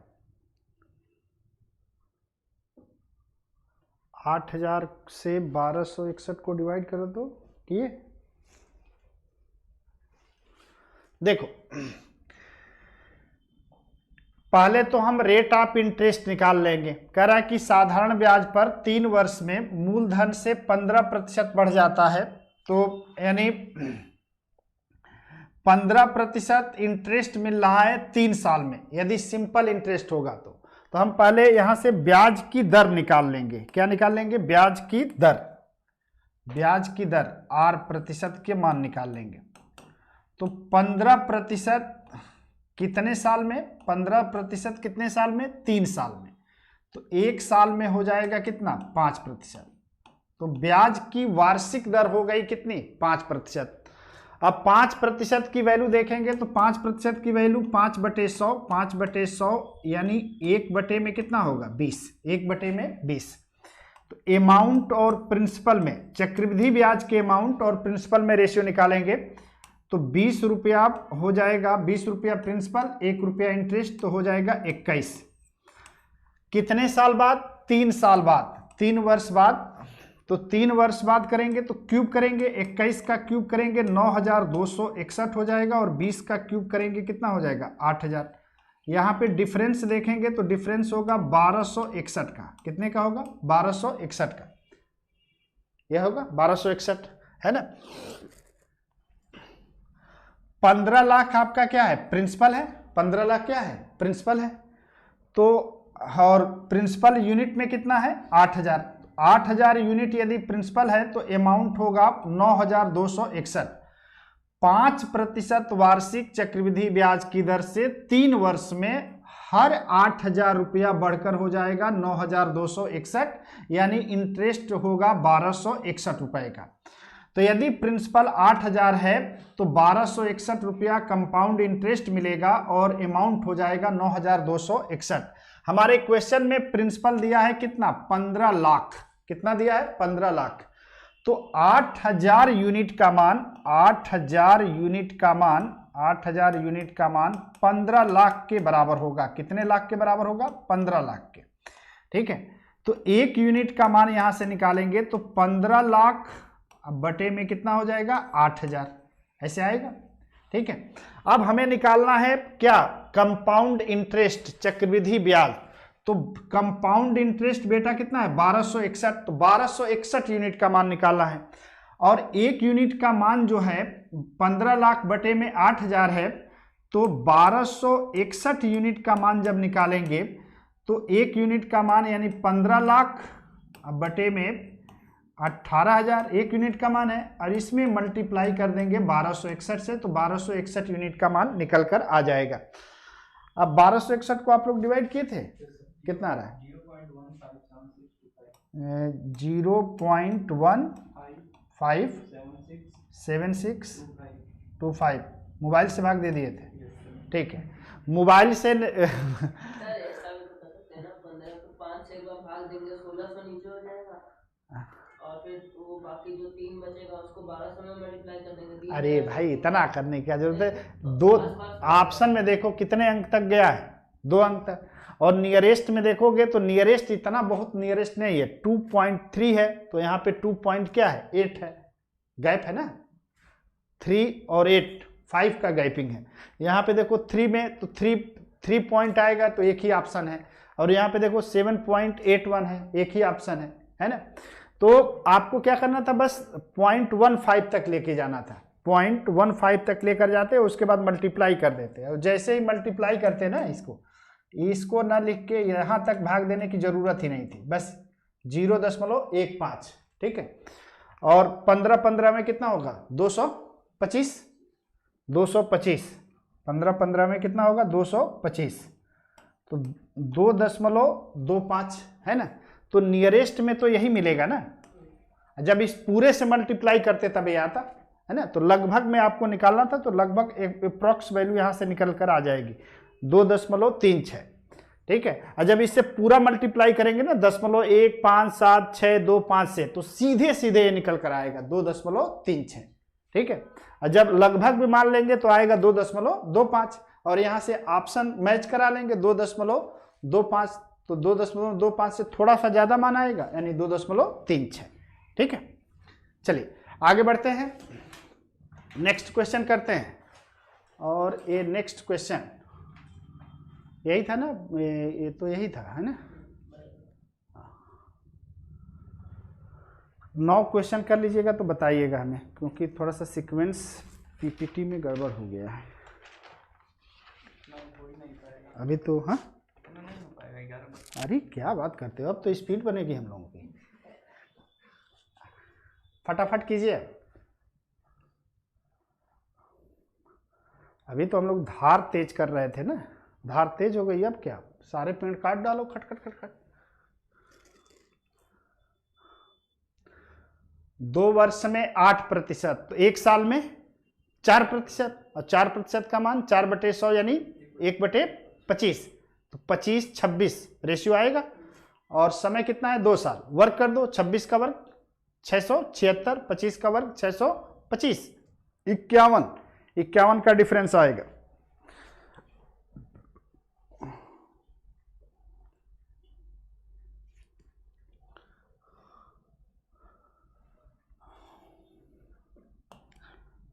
हरे राम राम राम। लाल से लिख देने पे मिट नहीं रहा है। गोविंद देखो जी, 2 वर्षों में कितना बढ़ा है? 8%। 2 वर्षों में साधारण ब्याज पर मूलधन से 8% बढ़ जा रहा है। 2 साल में 8% बढ़ रहा है, तो 1 साल में बढ़ेगा कितना? 4%। 1 साल में बढ़ेगा कितना? 4%। तो ब्याज की दर है 4% वार्षिक। कह रहा है कि 10 लाख रुपए पर उसी दर से यानी 4% वार्षिक दर से 2 वर्ष के लिए चक्रवृद्धि ब्याज क्या होगा? तो ब्याज जब 4% वार्षिक होगी तो 4% का मान निकालेंगे, तो 4/100 यानी कैलकुलेट करेंगे 1 में कितना होगा? 25। तो अमाउंट और प्रिंसिपल में रेशियो हो जाएगा, प्रिंसिपल 25, तो 25 रुपये पर 1 रुपया इंटरेस्ट मिलेगा, तो हो जाएगा ये 26। प्रिंसिपल 25 लेंगे तो अमाउंट हो जाएगा 26। समय कितना है? 2 साल। 2 साल है तो 1 साल में 25 रुपया बनेगा 26 रुपया। 2 साल में स्क्वायर करेंगे तो आएगा 676/625, यानी 2 साल में 625 रुपया बढ़कर कितना हो जाएगा? 676 रुपया। तो अमाउंट और प्रिंसिपल में आपने रेशियो निकाला, तो ये हो गया 625, ये हो गया 676। डिफरेंस लेंगे तो डिफरेंस कितने का आएगा? 51 का आएगा। कितने का आएगा? 51 का। तो हर 625 676 बनेगा और 51 का डिफरेंस आया, तो इंटरेस्ट हो जाएगा कंपाउंड इंटरेस्ट 51 यूनिट। ठीक है। अब आपके क्वेश्चन में क्या दिया है? प्रिंसिपल 10 लाख और प्रिंसिपल यूनिट में कितना है? 625। तो 625 यूनिट का मान 10 लाख के क्या होगा? बराबर होगा। तो 10 लाख का मान 625 यूनिट के बराबर है। 2 2 4 1 5 बटे में कितना कर लेंगे? 625। 625 यूनिट का मान 10 लाख के बराबर है, तो 1 यूनिट का मान 10 लाख बटे में 625। हमें निकालना है क्या? इंटरेस्ट। तो 51 यूनिट का मान बताना है, इंटू कर देंगे 51। अब इसी को कैलकुलेट कर लेंगे। 25 का ये स्क्वायर है, 25 25 चौके 100, 2 2 4 2 2 4, फिर 25 से इसको काटेंगे तो 25 से काटेंगे, 25 से कम है 25, 15, 25 छक्के 150, 1600 आ जाएगा। 1600 का 51 के साथ मल्टीप्लाई करेंगे तो आ जाएगा 0 0, 16 एकम है 16 और 1, 16 25 80 और 1 81। तो 51 यूनिट की वैल्यू निकल कर आई 81,600। ठीक है। और 51 यूनिट क्या है? कंपाउंड इंटरेस्ट, यानी कंपाउंड इंटरेस्ट आएगा 81,600। आई बात समझ में? ठीक है, आगे बढ़ा जाए। क्वेश्चन अब फटाफट कीजिए और फेयर कॉपी पे बाद में अपने से कर लीजिएगा। अब मेरे साथ जल्दी जल्दी थोड़ा प्रैक्टिस कीजिए। चलिए आ जाओ। वह राशि बताइए जो 2 वर्ष बाद 10% वार्षिक चक्रवृद्धि ब्याज की दर पर 2420 रुपये हो जाए। 10% का मान कितना होगा? बोलिए। 1/10 है ना? 1/10। 10% का मान होगा 1/10। 10% की वैल्यू होगी 1/10। तो प्रिंसिपल 10 लिया, अमाउंट कितना हो गया? 11। समय कितना है? 2 साल। तो स्क्वायर कीजिए, स्क्वायर करेंगे तो 121 बटे में कितना होगा? 100। तो हर 100 रुपया बनेगा 121 रुपया। तो कंपाउंड इंटरेस्ट कितना निकल कर आएगा? 21 यूनिट, है ना? तो प्रिंसिपल यदि 100 यूनिट है तो अमाउंट होगा 121 यूनिट और कंपाउंड इंटरेस्ट होगा 21 यूनिट। आपके क्वेश्चन में देखिए कह रहा है कि चक्रवृद्धि ब्याज की दर पर धनराशि कितनी हो जाती है? 2420 रुपया। तो 2420 रुपया ये आपका अमाउंट है। वह राशि बताइए, यानी आपको क्या बताना है? प्रिंसिपल। ठीक है। तो अमाउंट आपके क्वेश्चन में दिया है, प्रिंसिपल बताना है। और अमाउंट कितना है? 121 यूनिट। तो 121 यूनिट बराबर है 2420 के। 2420 के तो 1 यूनिट का मान होगा 2420 बटे में 121। डिवाइड करेंगे कितना आएगा? 20। उसके बाद आपको बताना है प्रिंसिपल यानी 100 यूनिट का मान निकालना है। तो 100 यूनिट का मान निकालेंगे 20 × 100, 20 × 100 यानी कितना होगा? 2000। बोलिए। ठीक, चलिए आगे बढ़ते हैं। बढ़े? नेक्स्ट क्वेश्चन करिए। यदि किसी राशि पर 5% की दर से 2 वर्ष का चक्रवृद्धि ब्याज 328 रुपया है तो वह धनराशि बताइए। 5% का मान कितना होगा? 1/20, तो 20 और 21 वर्ग करेंगे 441 और 400 41 की वैल्यू 328, तो 41 8 हो जाएगा, है ना। और राशि 8 गुणे 400 3200 आएगा।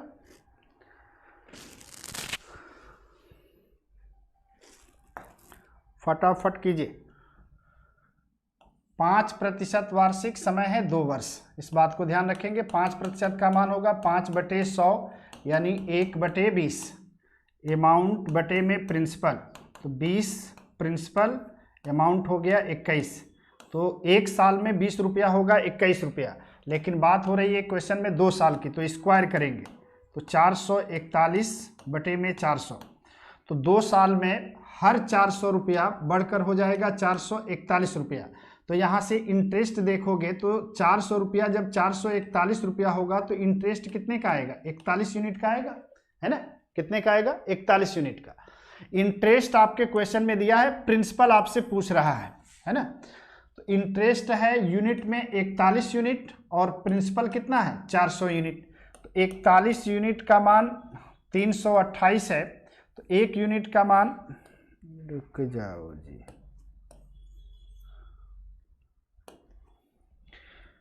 328 किसका मान है? 41 यूनिट का, तो 1 यूनिट का मान हो जाएगा 328 बटे में 41। हमें मान निकालना है कितने का? 400 यूनिट का। प्रिंसिपल निकालना है, इनटू किया 400, 41 से इसको काटा 8 का 400 में गुणा किया, कितना हो जाएगा? 3200। ये आपका सही हो गया, ठीक है। अब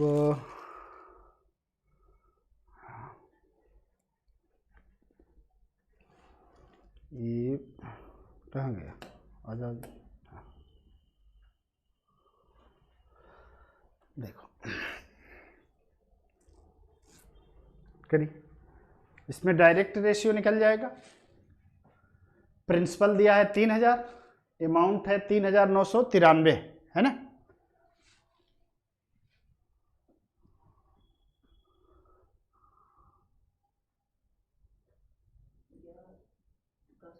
दस 10% आएगा, ठीक है, बहुत अच्छा।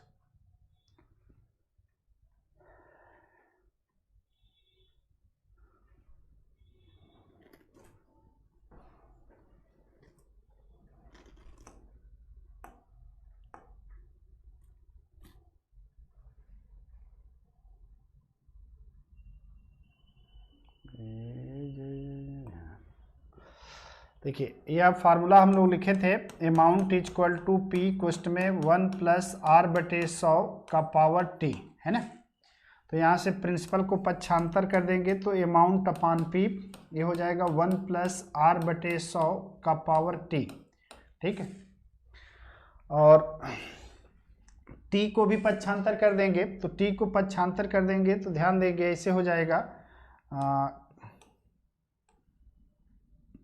रूट यहाँ पे टी amount upon P equal to 1 + r/100, ऐसे आएगा, ऐसे आएगा।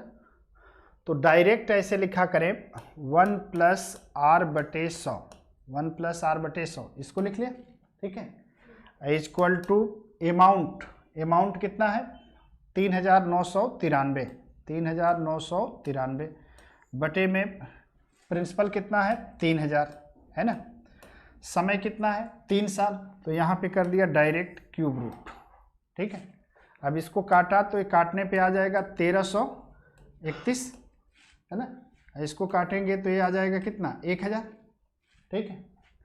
अब 1 + r/100 1331 का किसका क्यूब होगा? 11 का, तो इसका क्यूब रूट निकालेंगे तो आएगा 11। 1000 का क्यूब रूट निकालेंगे कितना आएगा? 10। 1 को पक्षांतर करेंगे तो यहाँ से r/100 का मान निकल कर आएगा कितना?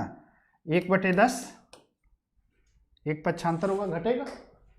10 से इसको काटेंगे 10, r की वैल्यू निकल कर आ जाएगी कितनी? 10%।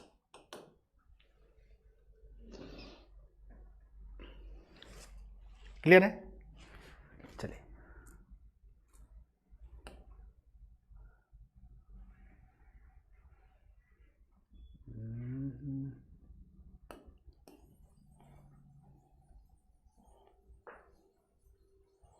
कुछ बच्चों को असुविधा हो गई होगी, मैं समझ रहा हूँ। देखो ऐसे सीधे सीधे मान रख दो, यहाँ पे 3331 बटे में 3000, रेट ऑफ आपको इंटरेस्ट निकालना है, समय दिया है कितना 3 साल। इसको देखेंगे तो 3 से काट देंगे, 3 से कटेगा ना, 3993। ये है 3993, 3 से काटेंगे आ जाएगा 1331, और ये आ जाएगा कितना 1000।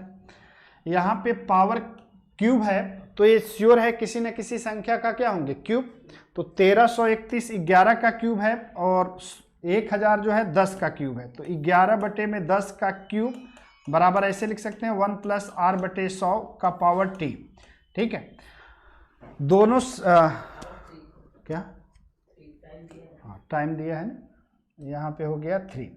दोनों साइड में घातें समान है, घातें समान है इसलिए आधार भी क्या होंगे, समान होंगे, तो 11 बटे 10 बराबर कर लिया 1 + r बटे 100। ठीक है, यहाँ से कैलकुलेट करके r का मान निकाल लिया, एक पक्षांतर करेंगे 1 बटे 10, 10 से 100 कटेगा, r का मान निकल कर आ जाएगा कितना 10%। ऐसे सिंपल तरीके से भी आप कर सकते हैं। ठीक है, और चलिए अगला क्वेश्चन कीजिए। ये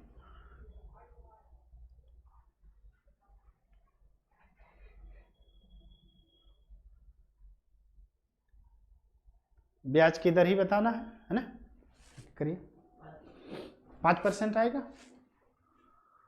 1261। ठीक है,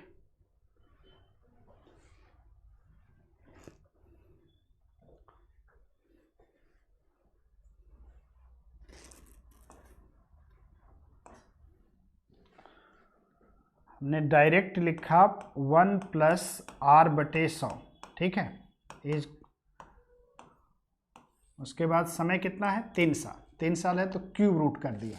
ठीक है, अमाउंट अपान प्रिंसिपल, अमाउंट अपान प्रिंसिपल, अब इसी में मान रख दीजिए। समय 3 साल है तो क्यूब रूट किया है, समय 2 साल होता तो स्क्वायर रूट करते। ठीक है, अब इसमें मान रखेंगे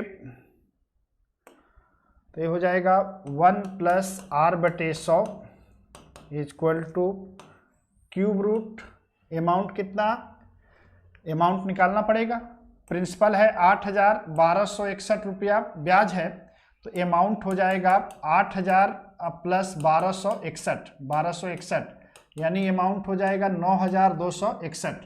तो अमाउंट हो गया 9,261, प्रिंसिपल हो गया 8,000। ठीक है, 9,261 का क्यूब रूट करेंगे, 9,261 21 का घन होता है तो इसका क्यूब रूट आएगा 21। 8,020 का क्यूब होता है तो इसका क्यूब रूट आएगा 20। 1 + r बटे 100 का मान हो गया 21 बटे 20। 1 को पक्षांतर करेंगे तो r बटे 100 का मान 21 बटे 20 -1 घटाएंगे कितना आ जाएगा, r बटे 100 का मान घट कर आ जाएगा 1 बटे 20। 20 से इसको काट देंगे 5, तो रेट ऑफ इंटरेस्ट निकल कर आ जाएगा कितना 5%। ठीक है, चलिए कर रहे थे कि नहीं हो पाएगा, देखो हो रहा है ना। हाँ नहीं तो पहले जब समझ लिए, कॉन्सेप्ट समझ लिए, फार्मूला समझ लिए, तो अब क्वेश्चन ही तो प्रैक्टिस करना है। जब कुछ चेंजिंग होगी तब थोड़ा सा हमें समय देना होगा, है ना। और देखते हैं कहाँ से चेंजिंग होती है, चेंजिंग होने वही वाली होगी। अभी चेंजिंग नहीं है, कर लेंगे इसको। 2000 प्रिंसिपल है, 10% रेट ऑफ इंटरेस्ट है, चक्रवृद्धि ब्याज की दर से 2420 रुपया, जबकि ब्याज टाइम बताना है 2 साल आएगा।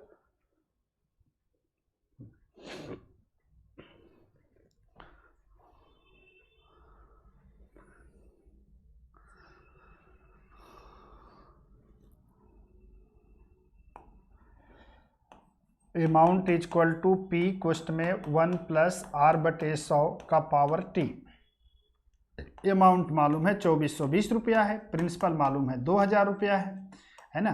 रेट ऑफ इंटरेस्ट भी मालूम है 10% है। समय आपको बताना है, बस टी का मान निकालना है। इस 2000 को यहाँ से पक्षांतर कर दीजिए, या पहले तो काट दिया जाए, क्या काट दो, 0 0 काट दो, और 2 से काट देंगे 100 हो जाएगा, 2 से काट देंगे हो जाएगा 121। 100 को पक्षांतर कीजिए तो 121 बटे में 100 बराबर, यहाँ पे कैलकुलेट कर लीजिए, 10 से काटेंगे 1, ये 10 जोड़ेंगे हो जाएगा 11 बटे 10 का पावर कितना टी। इसको 11 किसका, 121 का, 121 11 का वर्ग है, और 100 जो है 10 का वर्ग है। 100 किसका वर्ग है, 10 का।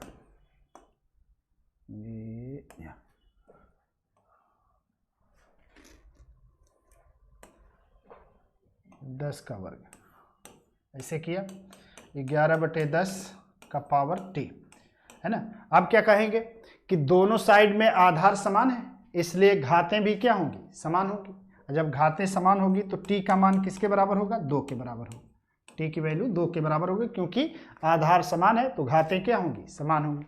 टी का भी मान निकाल लिया हम लोगों ने, है ना। अब आगे बढ़ें वीर तुम बढ़े चलो, 5 वर्ष, ये नहीं करना है अभी, ये भी नहीं करना है अभी, हाँ इसको लास्ट में करेंगे हम लोग। चलिए इसको कीजिए। यदि कोई धनराशि वार्षिक आधार पर चक्रवृद्धि ब्याज पर 2 वर्षों में अपनी 1.44 गुनी हो जाती है तो ब्याज की वार्षिक दर कितनी है, बताइए।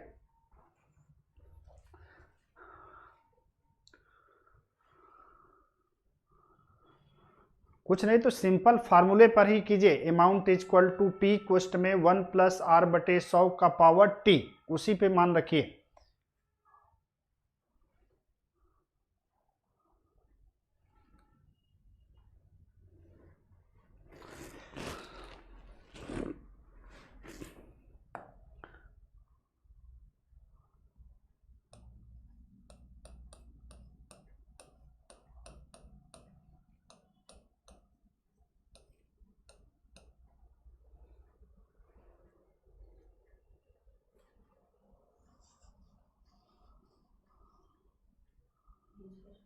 बीस %, ठीक है।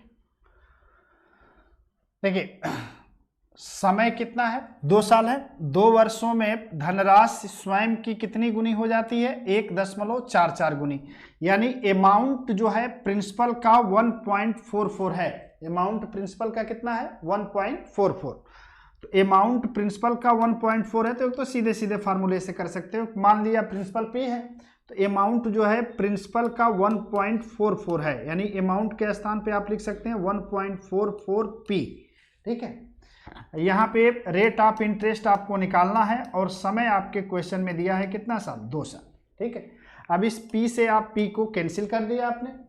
1.44 को दशमलव हटा के लिखना चाहें तो ऐसे लिख सकते हैं 144 बटे में कितना, 100 लिख सकते हैं। और इधर बचा RHS में 1 प्लस आर बटे 100, 1 प्लस आर बटे 100 का होल स्क्वायर, ठीक है। अब इसको देखो तो 4 से कट जाएगा, 4 से कटेगा 36 हो जाएगा, और 4 से कटेगा कितना हो जाएगा, 25। 36 किसका वर्ग है, 6 का। 25 किसका वर्ग है, 5 का। तो इसको आप ऐसे लिख सकते हैं 6 बटे 5 का वर्ग लिख सकते हैं, 1 प्लस आर बटे 100 का होल स्क्वायर। अब आप देखेंगे कि LHS और RHS में दोनों में घातें क्या हैं, समान है। जब घातें समान है तो आधार भी क्या होंगे, समान होंगे। जब आधार समान होंगे तो ये हो जाएगा 6 बटे 5 बराबर आ जाएगा 1 प्लस आर बटे 100। 1 को जैसे ही पक्षांतर करेंगे 6 बटे 5 में से 1 माइनस होगा, और 1 माइनस करने पर आ जाएगा 1 बटे 5। कितना आ जाएगा, 1 बटे 5, 1 बटे 5। और इधर हो जाएगा आर बटे 100, 5 से इसको काटेंगे 20 हो जाएगा। आर की वैल्यू निकल कर आ जाएगी कितनी, 20।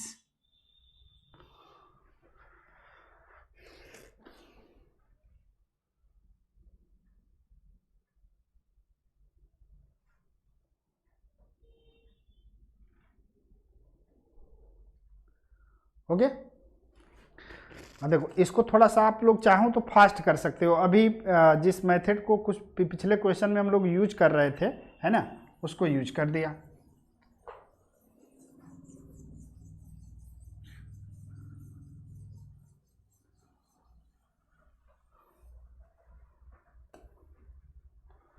अभी इसकी बात किए थे हम ना, 1 प्लस आर बटे 100, यहाँ पे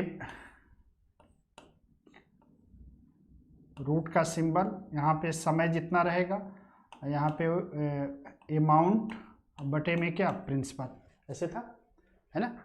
इस पे डायरेक्ट क्वेश्चन को ला सकते हैं। आर की वैल्यू यदि निकालना है तो 1 प्लस आर बटे 100, समय कितना है, 2 साल है ना, तो टी के स्थान पे 2 रखेंगे तो स्क्वायर रूट हो जाएगा, है ना। स्क्वायर रूट में 2 लिखना कोई आवश्यक होता नहीं है, तो स्क्वायर रूट हो गया। अमाउंट जो है प्रिंसिपल का कितना गुना है, प्रिंसिपल का 1.44 गुना है, यानी प्रिंसिपल 1 होगा तो अमाउंट होगा 1.44, ठीक है।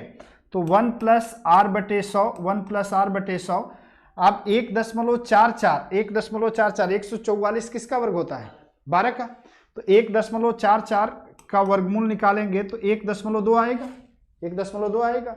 एक को यहाँ से पक्षांतर करेंगे तो r बटे 100 का मान निकल कर आ जाएगा कितना, 0.2, 1.2 माइनस 2, तो r बटे 100 का मान निकल कर आएगा 0.2, है ना।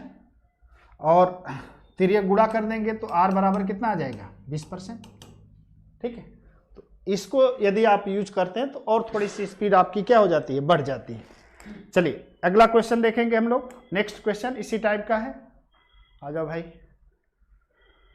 हाँ, यहाँ पे सीट में भी आपको जो सीट मिलेगी वहाँ पर भी आप चेंज कर लीजिएगा, ध्यान रखिएगा। यहाँ पे 3 गुना प्रिंट हो गया है, लेकिन ये होगा 3 सही 3/8 गुना। कितना होगा, 3 सही 3/8 गुना। जो पीडीएफ मिलेगा ना, लेक्चर 5 है कि 6 है, 6 है, तो लेक्चर 6 में ये जो क्वेश्चन मिलेगा उसमें भी करेक्शन कर लीजिएगा। 3 गुना नहीं होगा, 3 सही 3/8 गुना होगा, है ना। मौखिक कर सकते हैं क्या, 8 तरीके 24, 24 3 27, 27/8, 27/8, टाइम कितना है 3, तो क्यूब लेना है, क्यूब रूट लेना है, तो 3/2, है ना। 1 पक्षांतर करेंगे 1/2, 1/2, 2 से 100 को काटेंगे 50, कितना आ जाएगा आंसर, 50%।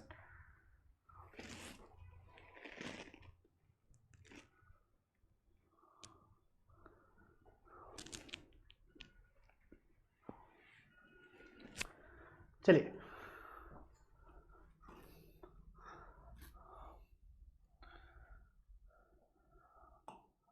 1 प्लस आर बटे 100 बराबर क्यूब रूट 8 तरीके 24 3 27 बटे में कितना 8, ठीक है।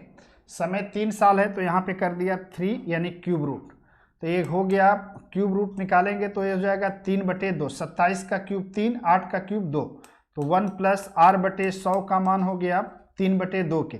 1 को पक्षांतर करेंगे तो आर बटे 100 का मान निकल कर आएगा 1/2, 2 से इसको काटेंगे 50, आर की वैल्यू निकल कर आ जाएगी 50%, ठीक है।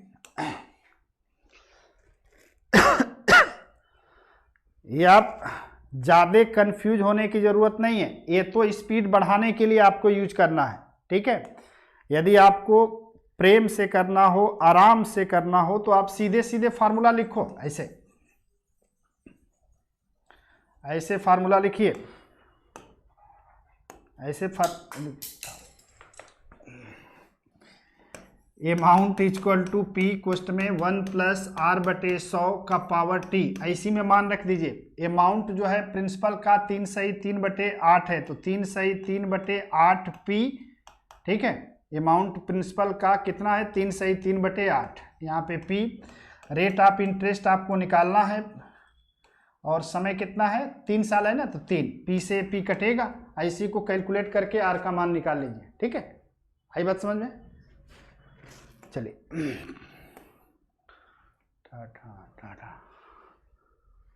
चलिए इसको कीजिए। 125/64 है, समय 3 साल है, बिल्कुल सेम वही टाइप है। कितना आ रहा है? 25%।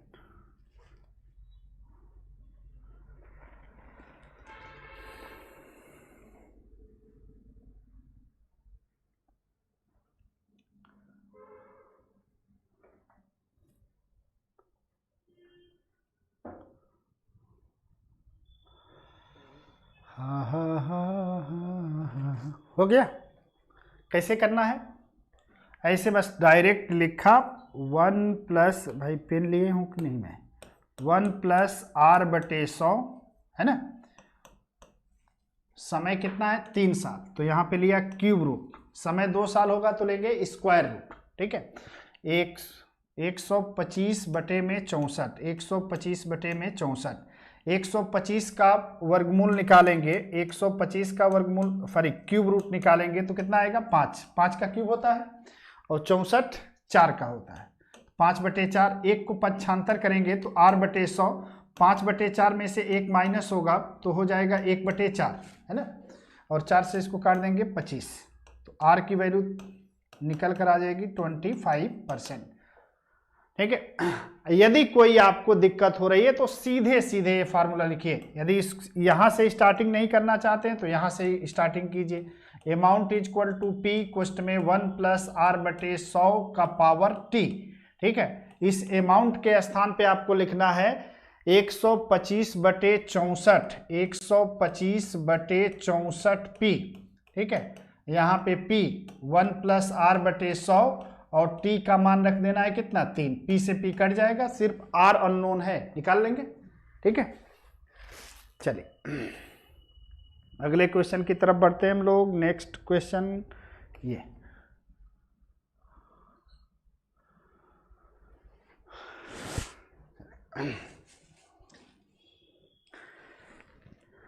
मैं समझ रहा हूँ कुछ बच्चों को बड़ी प्रॉब्लम हो रही है कि मोबाइल में जो डेटा आप लोग लिए हैं, है ना, वो तो इंटरटेन के लिए लिया था और उसके बाद उससे पढ़ाई करना पड़ रहा है।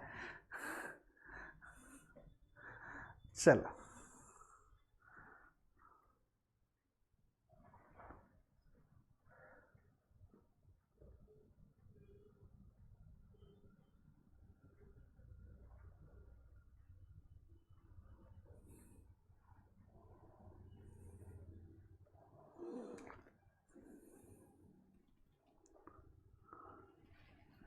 ऑफलाइन क्लास चलती तब ना आपको ऑफलाइन बुला लेते प्रवीण कुमार जी। हाँ डेटा ख़त्म हो गया है, उसके बाद भी आप मैसेज कर ले रहे हैं, बहुत अच्छा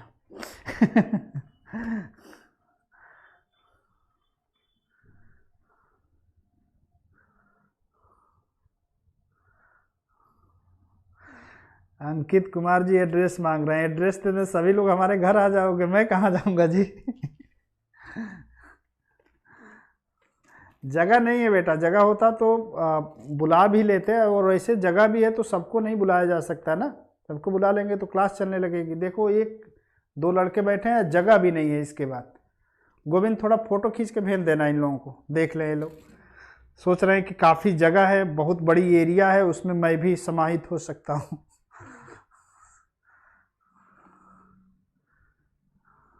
एक साइड से।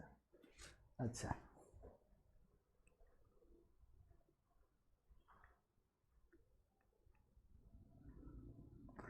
सुनील यादव जी कह रहे हैं सर थोड़ा साइड हो जाइए। हो गया जी, 10% ही बचा है।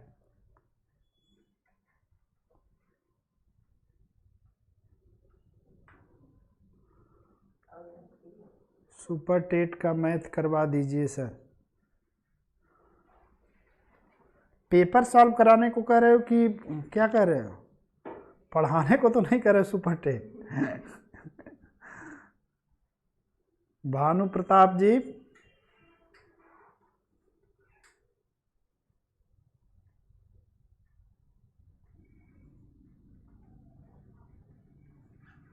कर लिए आप लोग? कितने लोग किए?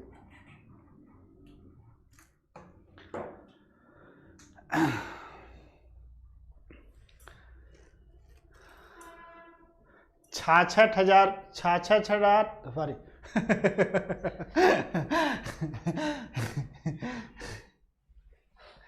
66,300 रुपीज को ए और बी के बीच में बांटना है, डिवाइड करना है। 10 वर्ष बाद बी के भाग का चक्रवृद्धि मिश्र धन 8 वर्ष बाद ए के भाग के चक्रवृद्धि मिश्र धन के बराबर हो, जबकि ब्याज की दर है 10% वार्षिक। ब्याज की दर क्या है? 10% वार्षिक। कितने लोग कर लिए हैं? कोई नहीं किया? ए आ रहा है? ठीक है, बहुत अच्छा। मैं थोड़ा सा स्पेस ले लूं क्या? हाँ, बी का 8 है ना, टाइम ध्यान रखेंगे। बी का 8 और ए का कितना है? क्वेश्चन यहीं समझा देता हूँ, आगे स्टेप ले लेता हूँ ना। क्वेश्चन समझ लो यहीं पे, क्योंकि पेज आगे बढ़ाने पे तो मिट जाता है ना। देखिए 66,300 रुपया है, 66,300 रुपया है। इसको 2 सेक्शन में डिवाइड किया गया। 66,300 रुपये में से कुछ धनराशि ए को दी गई और कुछ धनराशि बी को दी गई। ठीक है, तो 66,300 रुपये में से मान लीजिए ए को मिला है P1 रुपया, ए को मिला है P1 रुपया और बी को मिला है P2 रुपया। ठीक है, इससे भी अच्छा होगा कि ए को जो मिला है धन, उसको हम मान ले PA और बी को जो मिला है उसको मान ले PB। ऐसे और अच्छा रहेगा, आसानी से पहचान में आ जाएगा कि ए का कौन सा है और बी का कौन है। तो 66,300 में से जितना धन ए को मिला है उस धन को हमने इंडिकेट कर लिया PA से, और जितना धन बी को मिला है उसको इंडिकेट करेंगे PB से। ठीक है, दोनों धनों पर 10% इंटरेस्ट मिल रहा है, कंपाउंड इंटरेस्ट। इस पर भी मिल रहा है 10% और इस पर भी मिल रहा है कितना? 10%। ठीक है, ए को जो धन मिला है उस पर 10% वार्षिक ब्याज दर से कितने साल का है? ए के भाग 10 वर्ष बाद बी के भाग का चक्रवृद्धि मिश्र धन 10 वर्ष बाद किसका है? बी का। तो बी का है 10 वर्ष और ए का कितना है? 8 वर्ष, है ना। ए का 8 वर्ष बाद ए के भाग के चक्रवृद्धि मिश्र धन के बराबर है। यानी 66,300 रुपये में से जितना धनराशि ए को मिला है वह धनराशि 10% वार्षिक दर से 8 वर्ष में जितनी हो जाएगी उतनी ही धनराशि बी की भी हो जाएगी 10% वार्षिक दर से। कितने साल में? 10 साल में, है ना। तो PA रुपए का 10% वार्षिक दर से 8 वर्ष का मिश्र धन बराबर होगा PB रुपए का 10% वार्षिक दर से 10 वर्ष का मिश्र धन। इतनी बात समझ में आ गई। अब मैं अगला पेज ले लेता हूं और नेक्स्ट पेज पे इसको क्वेश्चन को सॉल्व कर देता हूं। लाल चलेगा ना? नहीं चलेगा? और हाँ, चलो जी। ए का है PA रुपए, ए का समय था कितना? 8 साल और रेट ऑफ इंटरेस्ट 10%। बी का PB और इसका समय था कितना? 10 साल और रेट ऑफ इंटरेस्ट 10%। ठीक है ना, यही था ना। ठीक है, तो अमाउंट बराबर क्या होता है? अमाउंट बराबर होता है P क्वेश्चन में 1 + R/100 का पावर T, यही होता है ना। ठीक है, तो A के लिए A का प्रिंसिपल कितना है? PA। A का प्रिंसिपल है PA। रेट ऑफ इंटरेस्ट है 10%, 10/100। समय कितना है A का? 10 साल। A का समय 8 साल था। हाँ, लिखे भी है ना 8 साल। ठीक है, 8 साल है। ठीक है, तो ए का PA रुपए 10% वार्षिक दर से 8 साल में कितना होगा? तो PA क्वेश्चन में 1 + 10/100 का पावर 8। ठीक है, बी का PB रुपया है, PB रुपया। ठीक है, और यह 10% वार्षिक दर से 10% वार्षिक दर से 10 साल में कितना होगा? तो यहाँ पे पावर 10 कर दिया। ठीक है, और दोनों का जो मिश्रण है वो क्या है, बराबर है। ठीक है, अब इसको कैलकुलेट करेंगे तो ये हो जाएगा 11/10, 11/10 का पावर 8, और ये हो जाएगा 11/10 का पावर 10। ठीक है, अब यहाँ से इसको पक्षांतर कर देंगे तो ये हो जाएगा PA/PB, PA/PB। ठीक है, और यहाँ से 11/10 को पक्षांतर करेंगे तो ये हो जाएगा 11/10 का पावर 10 तो है ही, बटे में हो जाएगा 11/10 का पावर 8। ठीक है, ठीक है, 11/10 कहाँ से मिला था, ध्यान है ना, 1 + R/100 का मान था, है ना। तो PA/PB, PA/PB हो जाएगा 11/10, दोनों में देखेंगे आधार समान है, आधार समान है तो घातें आपस में क्या हो जाएंगी, घट जाएंगी, तो ये हो जाएगा 10 - 8। ठीक है, अब 10 - 8 का मान कितना हो जाएगा, 2 हो गया, तो 11/10 का ये हो जाएगा वर्ग हो जाएगा, तो ये हो जाएगा 121 बटे में कितना। ठीक है,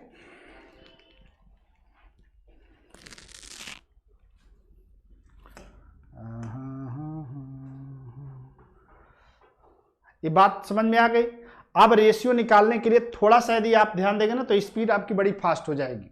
देखिए, ए का समय क्या है, कम है, ए का समय क्या है, कम है। ए के नाम से जो धनराशि निवेश हो रही है ना, वो 8 साल के लिए है, और बी के नाम से जो धनराशि निवेश हो रही है वो कितने साल के लिए है, 10 साल के लिए। तो जिसका समय कम है उसको पहले लिखिए, और जिसका समय ज़्यादा है उसको नीचे लिखिए। जिसका समय कम है उसको ऊपर लिखना है, और जिसका समय कम है उसको नीचे लिखना है। तो ए का प्रिंसिपल ऊपर रहेगा और बी का प्रिंसिपल नीचे रहेगा। क्यों? क्योंकि ए का टाइम कम है और बी का टाइम क्या है, ज़्यादा है। और उसके बाद 1 + R/100 है ना, और उसके बाद ये टाइम का क्या है, डिफरेंस ही तो है। बी का 10 साल के लिए था और ए का कितने साल के लिए था, 8 साल के लिए। तो यदि इसको ध्यान में रखते हुए करते हैं तो बड़ी कम स्टेप में आपका क्वेश्चन सॉल्व हो जाता है, यानी डायरेक्ट आप इस रेशियो पर पहुंच जाएंगे। ठीक है, तो डायरेक्ट इस रेशियो पर पहुंचने के लिए हमें क्या करना है, मैं अब मिटा देता हूं और आ जाता हूं यहां पे। देखिए, अब इसको सॉल्व करना है तो 10 वर्ष बाद बी का, ए और बी ऐसे लिया, तो ए का कितने साल, 8 वर्ष बाद, ए का 8 वर्ष और बी का 10 वर्ष। ठीक है, और दोनों पे 10% रेट ऑफ इंटरेस्ट इस टाइप में हमेशा इक्वल ही रहेगा, है ना। तो ए का 8 साल है, बी का 10, तो ए का टाइम कम है, तो ए को जो धनराशि मिलेगी 66,300 रुपये में से ए को जो धन मिलेगा उसको ऊपर, बी को जो धन मिलेगा उसको नीचे।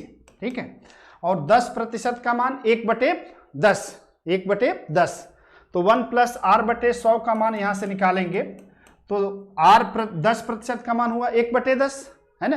तो 10 रुपया बनकर क्या हो जाएगा, 11। तो 1 + R/100 का मान आएगा 11 बटे में कितना, 10। ठीक है, उसके बाद देखिए इसका टाइम कितना है, 8 साल, और इसका टाइम कितना है, 10 साल। तो 10 और 8 में डिफरेंस कितने का होगा, 2 का। तो यहाँ पे 10 - 8 कर दिया, 10 - 8 यानी 2, और 2 होगा तो स्क्वायर होगा तो ये हो जाएगा 121 बटे में 100, डायरेक्ट रेशियो मिल गया। ठीक है, तो ए को यदि 121 यूनिट मिलेगा तो बी को मिलेगा 100 यूनिट, यानी टोटल होगा कितना, 221 यूनिट, और टोटल धनराशि है कितना, 66,300। तो 221 यूनिट का मान 66,300 रुपये। तो यहाँ से 1 यूनिट का मान निकालेंगे, 66,300 बटे में 221, यहाँ से डिवाइड करेंगे कितना आ जाएगा, 300 आ जाएगा, 300। बताना किसका था, किसका बताना है, दोनों का बताना है ना, है ना। तो ए का हो जाएगा 121 यूनिट का मान निकालेंगे, तो ए का 121 × 300 पी ए का मान हो जाएगा। ठीक है, और पी बी का मान 121 × 100 × ध्यान में आ गया कि बच्चे का डेटा ख़त्म हो गया होगा ना। 100 गुणे 300, ये कितना हो गया? 3600, 300 रुपया। और ये हो गया 36,300, ये 30,000 ना। ठीक है, बहुत अच्छा। बस इतना ध्यान रखना है ना कि जिसका टाइम पीरियड कम है वो ऊपर रहेगा, जिसका टाइम पीरियड ज़्यादा है वो नीचे रहेगा। ठीक है, और यहाँ पे 1 + r/100 का मान लिखना है और यहाँ पे दोनों के टाइम का डिफरेंस लिखना है। जैसे अगला क्वेश्चन करेंगे आप लोग। चलिए, ये लास्ट क्वेश्चन। भाग गए क्या सब्जी? गोवे कितने? डेटा खत्म हो गया होगा, भागे नहीं है सब, अभी तो हैं सब, डटे हैं। हाँ? देखो, 2,60,200 रुपए की राशि राम और श्याम के बीच इस तरह विभाजित की जानी है कि राम को 4 वर्षों में वही धनराशि प्राप्त हो जो श्याम को 6 वर्षों में। तो राम के नाम से जो धनराशि निवेश होगी उस पर 4 साल इंटरेस्ट मिलेगा और श्याम के नाम से जो धनराशि निवेश होगी उस पर 6 साल। तो जिसका टाइम पीरियड ज्यादा है ना, उसको ऊपर लिखना है कि नीचे? जिसका ज्यादा है उसका नीचे, जिसका टाइम पीरियड कम है उसको ऊपर। तो राम को ऊपर लिखेंगे और श्याम को नीचे। राम बटे में श्याम, राम बटे में श्याम। रेट ऑफ इंटरेस्ट कितना है? 4%। तो 4% का मान कितना होगा? 4/100 यानी 1 बटे में कितना? 20। तो वो 1/20 यानी 21 बटे कितना आ जाएगा? 20। हाँ यार देखो 25 होगा ना, तो ये हो जाएगा 26/25 ना। ठीक है, ये हो जाएगा 26/25। इसका टाइम पीरियड एक का 4 था, एक का कितना था? 6। तो 6 - 4, 6 - 4 यानी 2। तो 2 26/25 का स्क्वायर, 26/25 का स्क्वायर यानी 676/625 है ना। दोनों का सम कर देंगे तो राम को यदि 676 मिलेगा तो श्याम को मिलेगा 625। दोनों को टोटल करेंगे तो 676 625 कितना हो जाएगा? 1301 यूनिट है ना। तो टोटल धनराशि यदि 1301 यूनिट हो तो उसमें से राम को मिलेगा 676 यूनिट और श्याम को मिलेगा 625 यूनिट। और टोटल धनराशि कितनी है? 2,60,200। तो आप कह सकते हैं कि 1301 यूनिट का मान 2,60,200 के बराबर हुआ। तो 1 यूनिट का मान यहां से निकल जाएगा है ना। 1 यूनिट का मान 200 आएगा। 200 तो 676 यूनिट का मान 676 गुणे 200 कर लेंगे और 625 यूनिट का मान 625 गुणे 200 कर लेंगे। समझ गए? समझ तो गए लेकिन किए नहीं।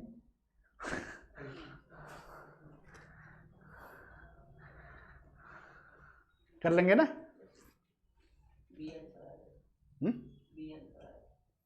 कौन आ गया? Option B. ये किसका बताना था? राम का ना। 676 यूनिट का मान निकालना था। 200 676 इससे भाग दिए थे, कितना आया था? 200 इंटू 200, 0 0 12 14 1 15, हाँ ऐसे आएगा 1,35,200।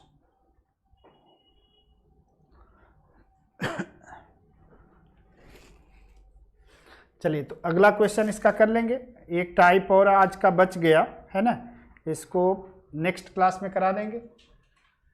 इसको कर लीजिएगा अपने से है ना। वही है 27 साल 25 साल, 2 भाई हैं, 16,820 रुपया डिवाइड होगा। ठीक है, और रेट ऑफ इंटरेस्ट 5% है 40 साल की उम्र पूरा करने पर है ना। सेम वही टाइप है, समझ के करेंगे तो और अच्छा रहेगा। हाँ कर लेंगे तो ठीक है, नहीं तो कल की क्लास में इसको डिस्कस करेंगे। और एक टाइप और बच गया था, क्वेश्चन नंबर 9 और 10, ठीक है, तो उसको भी कल की क्लास में हम लोग डिस्कस करेंगे। चलिए, हाँ क्या गोविंद, बच्चे तुम पे गुस्सा जा रहे हैं कि तुम क्यों नहीं पढ़ा रहे हो। 13,520 रुपये, ठीक है, बस कर देते हैं, स्टॉप कर देते हैं।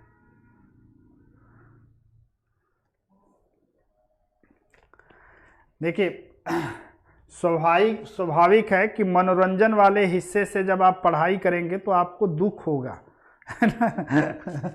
तो आप पढ़ने के लिए अलग से डेटा परचेज कर लीजिए।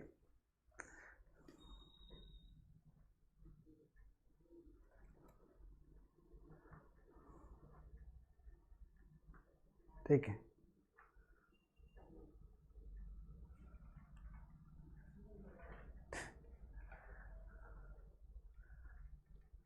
अच्छा हमें नहीं समझ में आता बाद में क्यों देखना चाहते हो तुम लोग। अंकित कुमार जी थोड़ा बताएंगे हमको। पढ़े तो हो पूरी क्लास,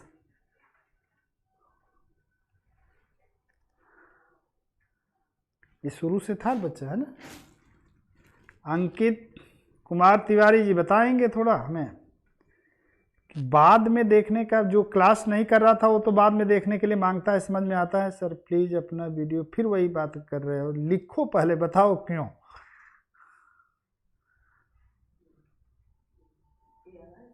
क्या लिख रहा है,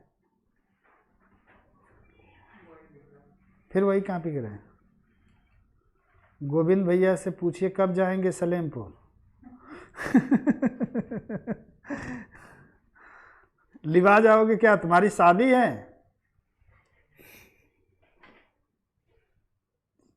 कब जाओगे सलेमपुर जी, होली में जाएगा।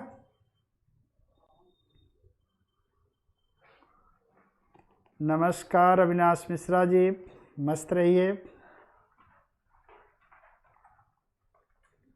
फिर वही बात,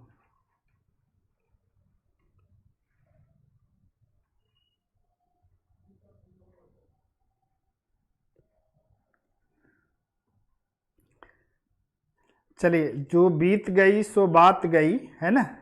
आगे जो चल रहा है इसको करिए, हाँ जो छूट गया सो छूट गया, उसको बाद में पूरा कीजिएगा।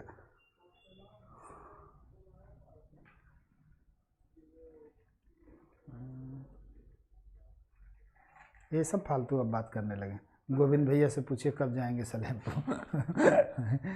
ये लोग सभी काम को पहले और ये काम बाद में करें, ताकि ये लोग सभी काम को पहले और एक काम बाद में करें। ये क्या कहना चाहता है, जो बाद में पढ़ना चाहता है ना, बाद में कोई पढ़ नहीं पाता है, जो साथ में नहीं पढ़ेगा वो बाद में क्या पढ़ेगा। नोट्स बनाने के लिए तो क्वेश्चन दे ही देते हैं ना, अब पढ़ाते समय फ़ोटो खींच लिया करो। मेथड को रिमाइंड करना रहता है सर प्लीज।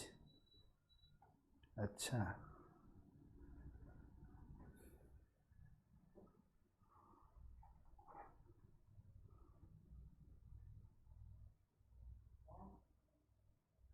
ठीक है, चलिए आज की वीडियो प्राइवेट नहीं करते हैं।